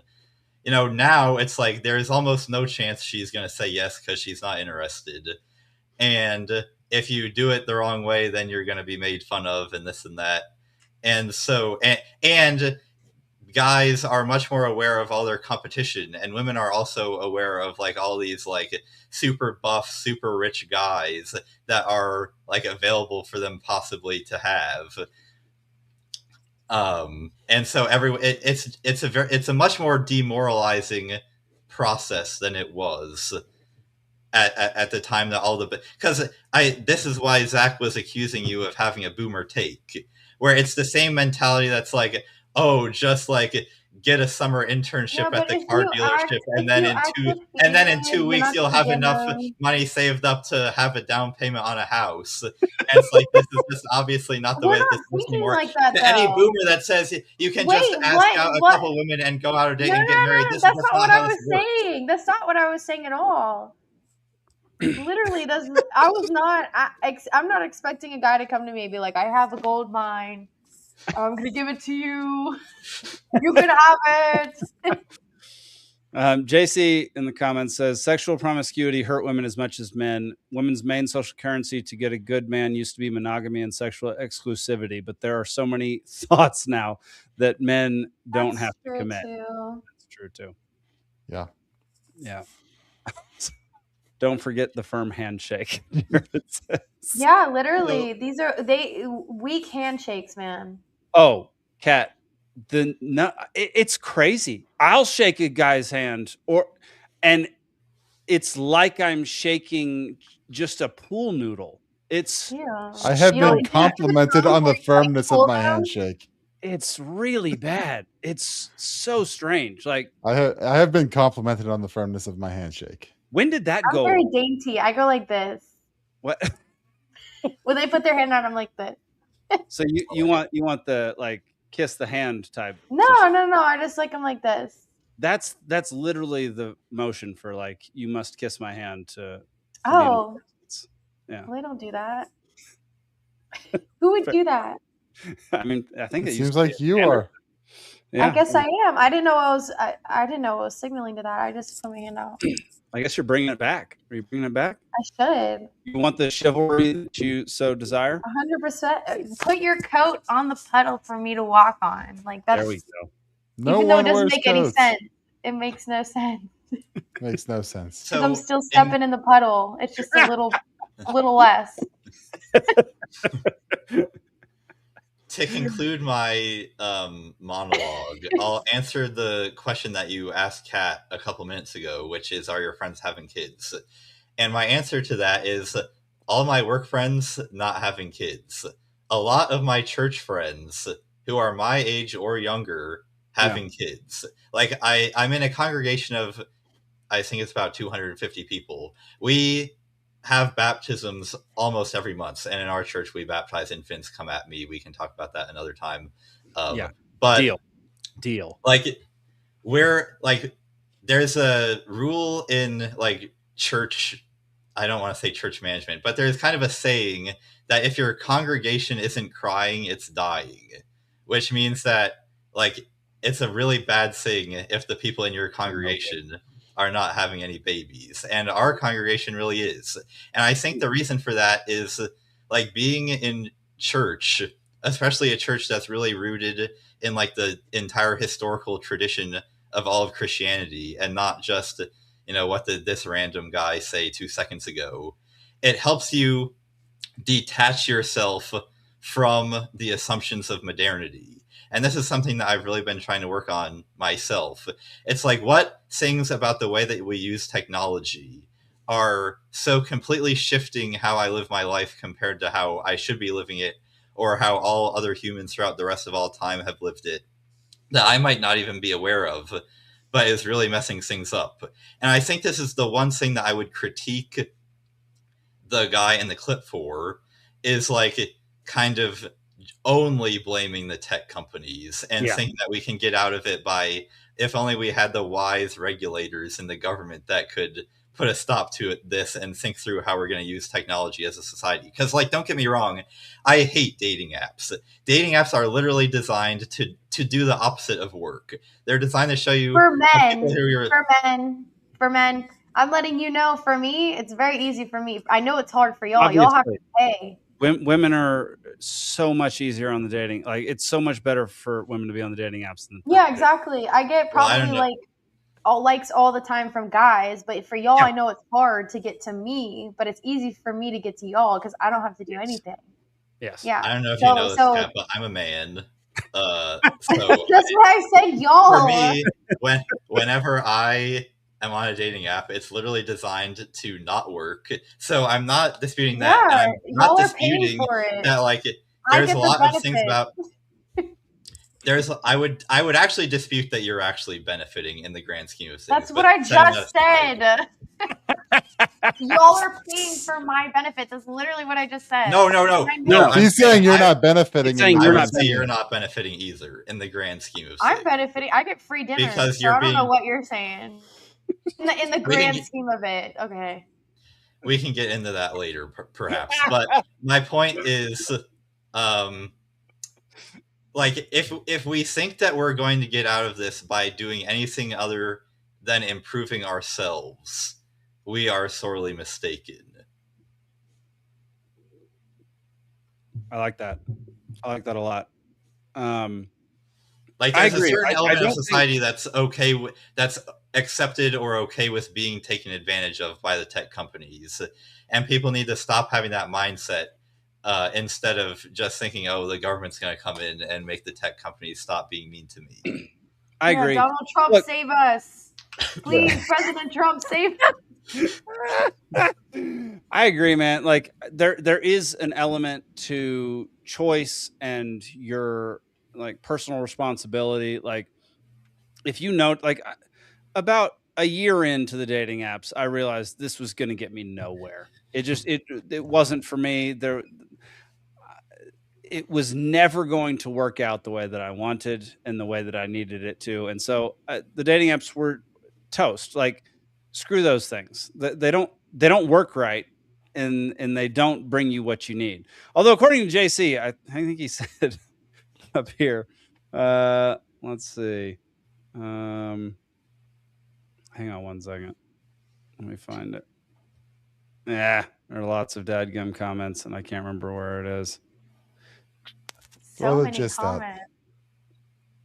Hey, we're popular, Kat. Yeah, we are popular. I know. We put on a good show Brian? for the past. I've been wondering where Brian is. Dadgum. I don't know. That's a good Varnell question. is commenting. Okay, no, it's Cheddar Cheese. Cheddar Cheese says, "Am I a hypocrite because I think online dating is bad for society, but I married my Tender days?" Oh, that is so cute. That is great. Look, I think it'll work out at very random times for random people, but I don't think it is designed to help you actually find somebody who will help you grow and that you will live life with in a very positive, meaningful way. I think the idea of dating these days is completely different than it was 200 years ago. I don't think there was anything like it was now. And I think people are looking for very different things than they were 200 years ago. Like, I don't think it's the same situation. But the point being, the guy who in the clip got a lot of it wrong, he got a lot of it right. And blaming the tech companies for all of it, I think, is a huge mistake. It's not just the tech companies' fault. It's parents' fault, government's fault, it's society's fault. It's just like everything else that we talk about on this show, there is almost never one culprit to blame. Okay. Right. We didn't even get into, like, you're destroying the environment with this and that and don't reproduce it. You see, like, a whole lot of the lefties push and, like, all these tangential ideas. I think how many people are actually not having kids specifically because of that? Mostly leftists, and that's probably a good thing. There are, and it's pretty wild. And during the 90s and aughts, there was a huge push to be like let's not bring children into this crazy, like, murderous world type of thing. Like, that was what they were preaching during the 90s and the aughts. It was really weird. What's up, Kat? Did y'all watch the new Superman or Spider-Man? Not yet. No. You mean the one that got leaked on X? No, the brand new day. The one that's I know. That got leaked on X. Okay, so I'm sorry. I'm on Instagram right now. I just want to know if this is true. So it says Tom Holland. That was the last one I saw too. Yeah, it's the last one all y'all libertarians saw. I wonder what happened to the Marvel universe for y'all to stop watching. I wanted to stop watching about 5 years prior to that, but I was like, at this point, I'm so invested. I just got to see it through. You got to see it through, and you were like, okay, that's it. You're like, all right, we wrapped this story up, and now You just moved to Montana and you forget about it. I just wanted a ending on the story, and was it satisfying? No, Avengers Endgame was god awful, terrible nonsense BS. It was stupid, and we're going to talk about some movies next which week. is why there was no appetite to continue on with the story. Yeah, we're like, we've seen it, we've been there. Yeah, we started with seeing Iron Man back in the day, and then like we're like, all right, we wrap this whole thing up. Iron Man's no more, and that's that. Yeah, terrible. All right, I'm interested. So we haven't gotten into the backlash over this. Like, I guess it's not backlash, blowback maybe might be a better term, but like, basically, what will become of our society, our civilization, what we're seeing now, if things keep trending in a we're not going to keep making children way, where the population, the birth rate keeps going down. Yeah, I'm interested because I have no hypotheses. I have none.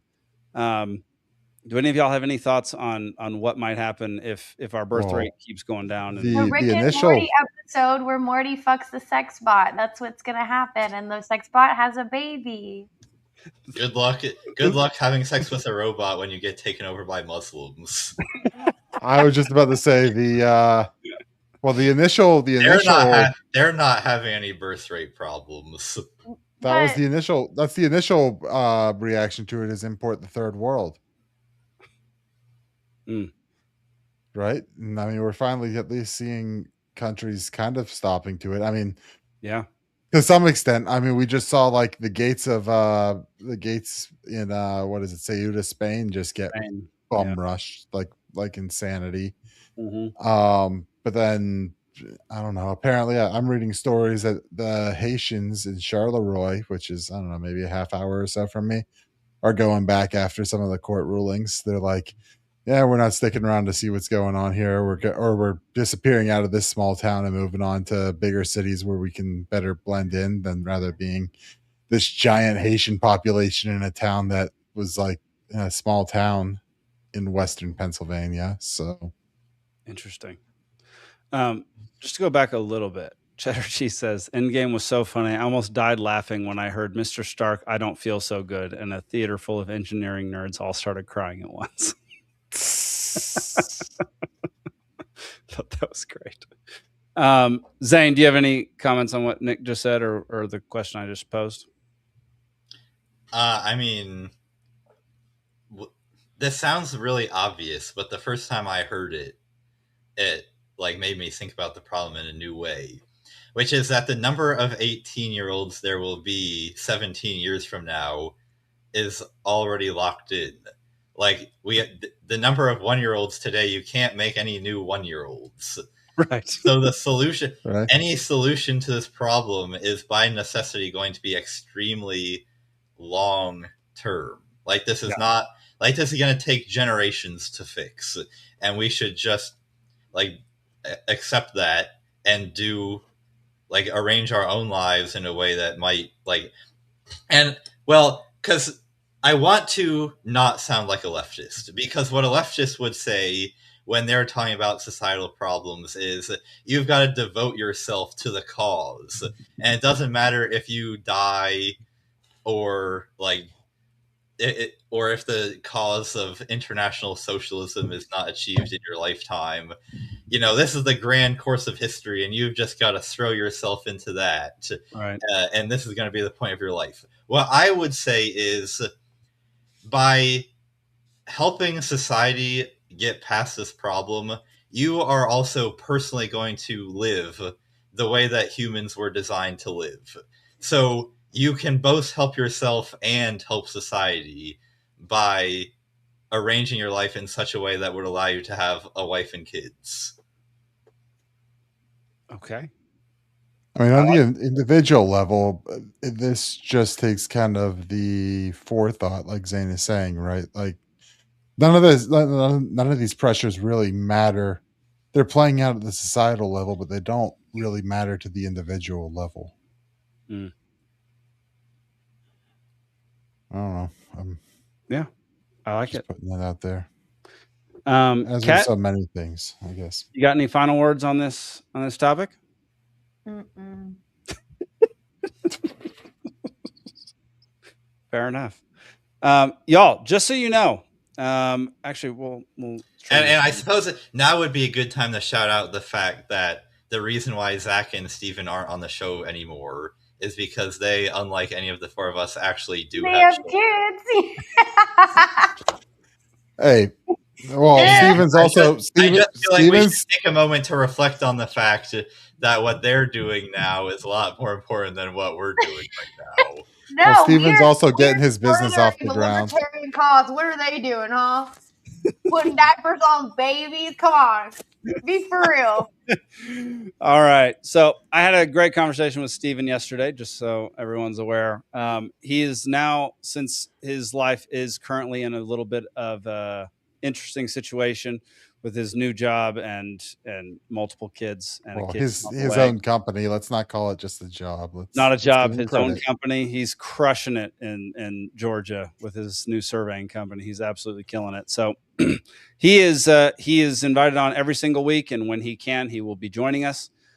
Alden, his last show for Liberty Libations will be next week. So Alden will be exiting Liberty Libations. Am I invited next week or no? You are invited next week. Yes. Alden's leaving us. Alden is leaving us, and he's going to come on for his final show next week. It's going to be a great time. We're going to have a whole Alden. Will you put my face on his face in the intro?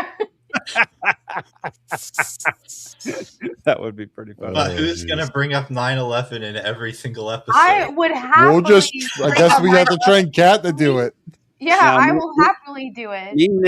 Me, Nick, Steven, and Kat will just take turns doing it, Zane. Yeah.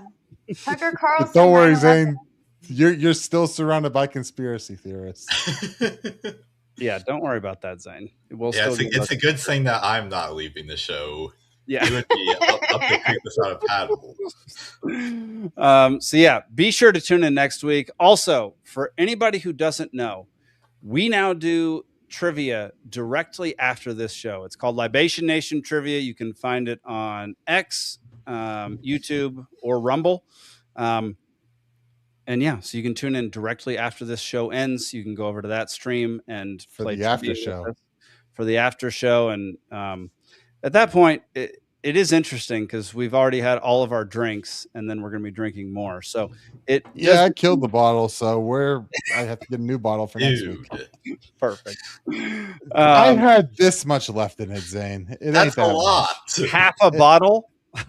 No, it was like a fourth. Well, I only had half a bottle left. That's I can't not. No, it was like a fourth of the bottle. That was this is the bottle, and you're like this much. No, I said like this much of it. That's half a bottle. That's half a bottle. What the heck? It's maybe a third, but we're talking about a fifth here. Like it's not that much when you're. It's a lot. It's when enough. You're my size. It's okay. You're a big guy. When you're a giant, it's really not that much. I mean, I used to drink half a fifth of Old Crow before going out in college. Half on Friday night, half on Saturday night. That was the pregame. Is a half of a fifth called a tenth? Yes. What's a crow? Old Crow. It's a drink. It's like $8 whiskey. Yeah. Yeah, it was trashy. It was bad. So I'm not going to go over all the comments in the comment section, but JC is just going on a phenomenal run in the comments. So if you are interested, go check out what JC has to say in the comment section over there. And we're going to get to some funny things, then we're going to go play some trivia. So make sure you tune into trivia directly after this show. All right, here we go. First video. Dude, maybe I'm not just some like billionaire bozo, but I've like never looked at something like this and just thought like, you know what? I'm gonna bulldoze it and put up a data center, dude. Mom and H cooked up a bunch of epic views just like this, and there's people that think money is better than this, dude. I don't get it, man. I mean, I completely agree with that. Yeah, he's right. It's freaking bizarre that like Kevin O'Leary sees beautiful land and goes, yeah, what's needed here is an AI data center that literally and he doesn't even care about the money, though. He doesn't even care about the money. Oh, he doesn't. I forgot about that. Remember, he said, I don't even care about the money anymore. He doesn't care because he's made so much. He just cares about killing the vibes. That's what he cares about. Killing the vibes. Yes, that's what he cares about. All right. While Kat was talking about, somebody was talking about Zendaya earlier. Who was? Zendaya? No, I was talking about Tom Holland. Okay, you were talking about Tom Holland. While you were talking about that, I brought up a Zendaya. I'm calling her Zendaya, whatever. Don't do that.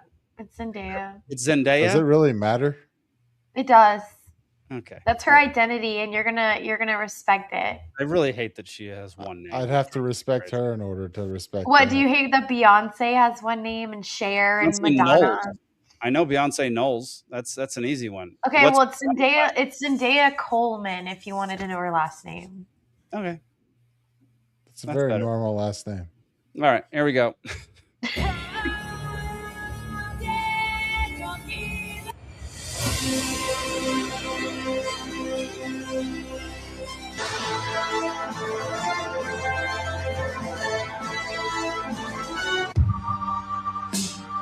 Still don't. I mean, spot on what her acting is. It's literally. To be fair, I haven't seen The Odyssey and I haven't seen Euphoria, and I saw one episode of Euphoria.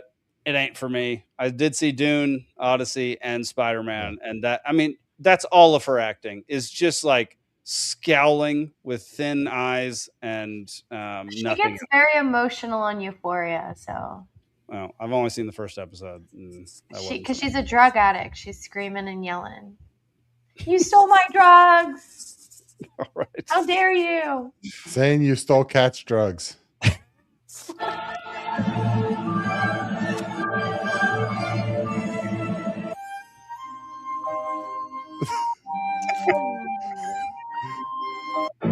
Yeah, that's basically my dog. Yeah, pretty much. She lives on and my they bed. deserve it too. All right. I just found this one very topical and funny.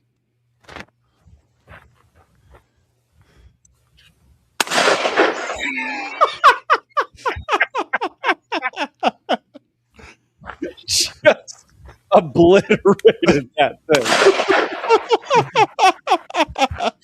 Dude, that's I saw a video of a guy who compared the times of tools to take down a flock camera pole. Yeah. He compared the angle grinder to the sawzall to a circular saw. Yeah.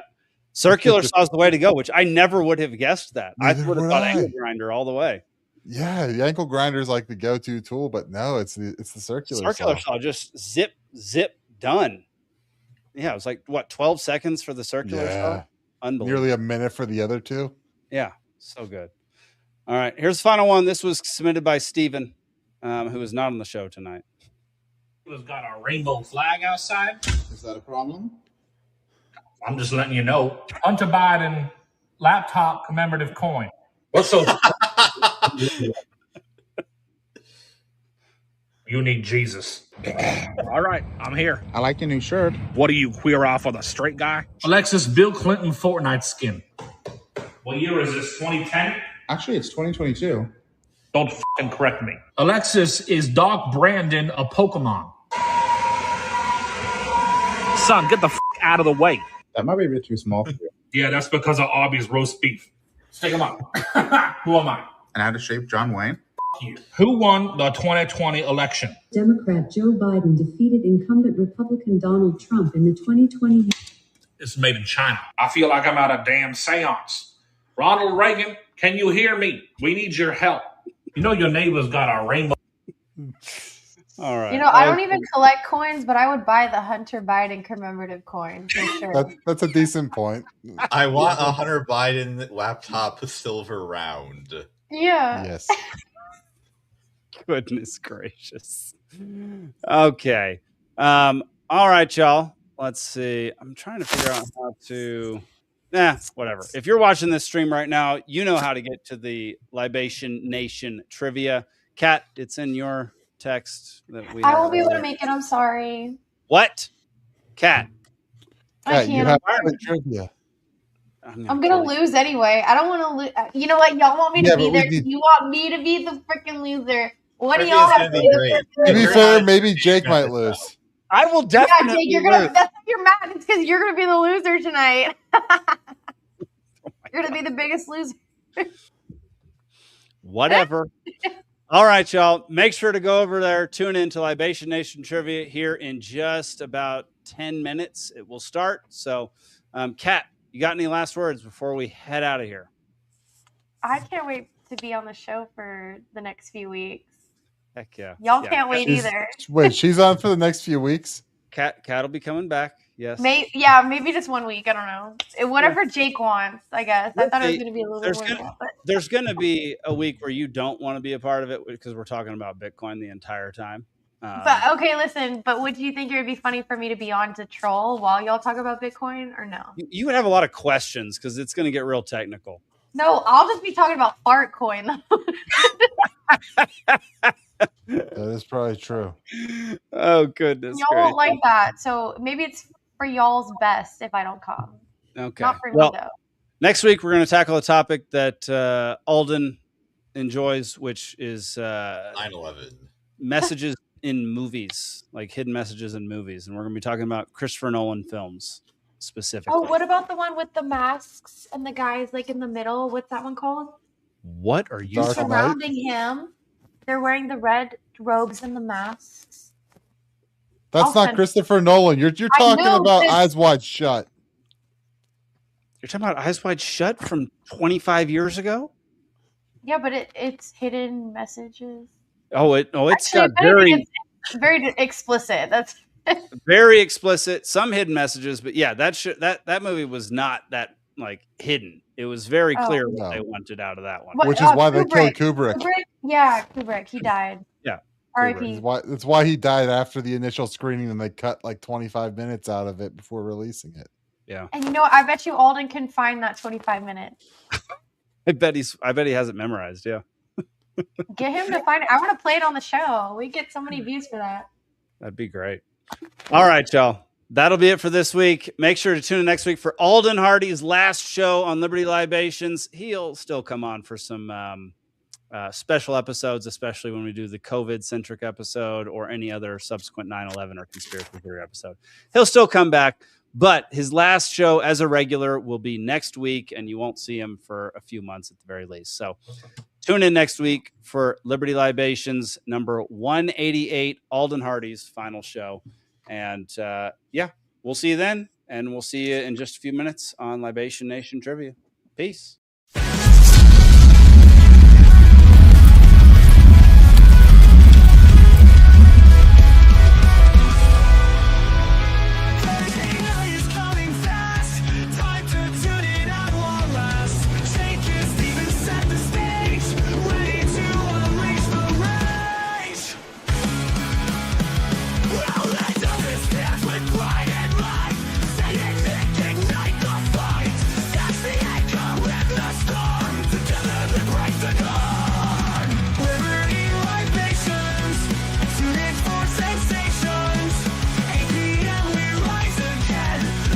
Crew and let's ascend.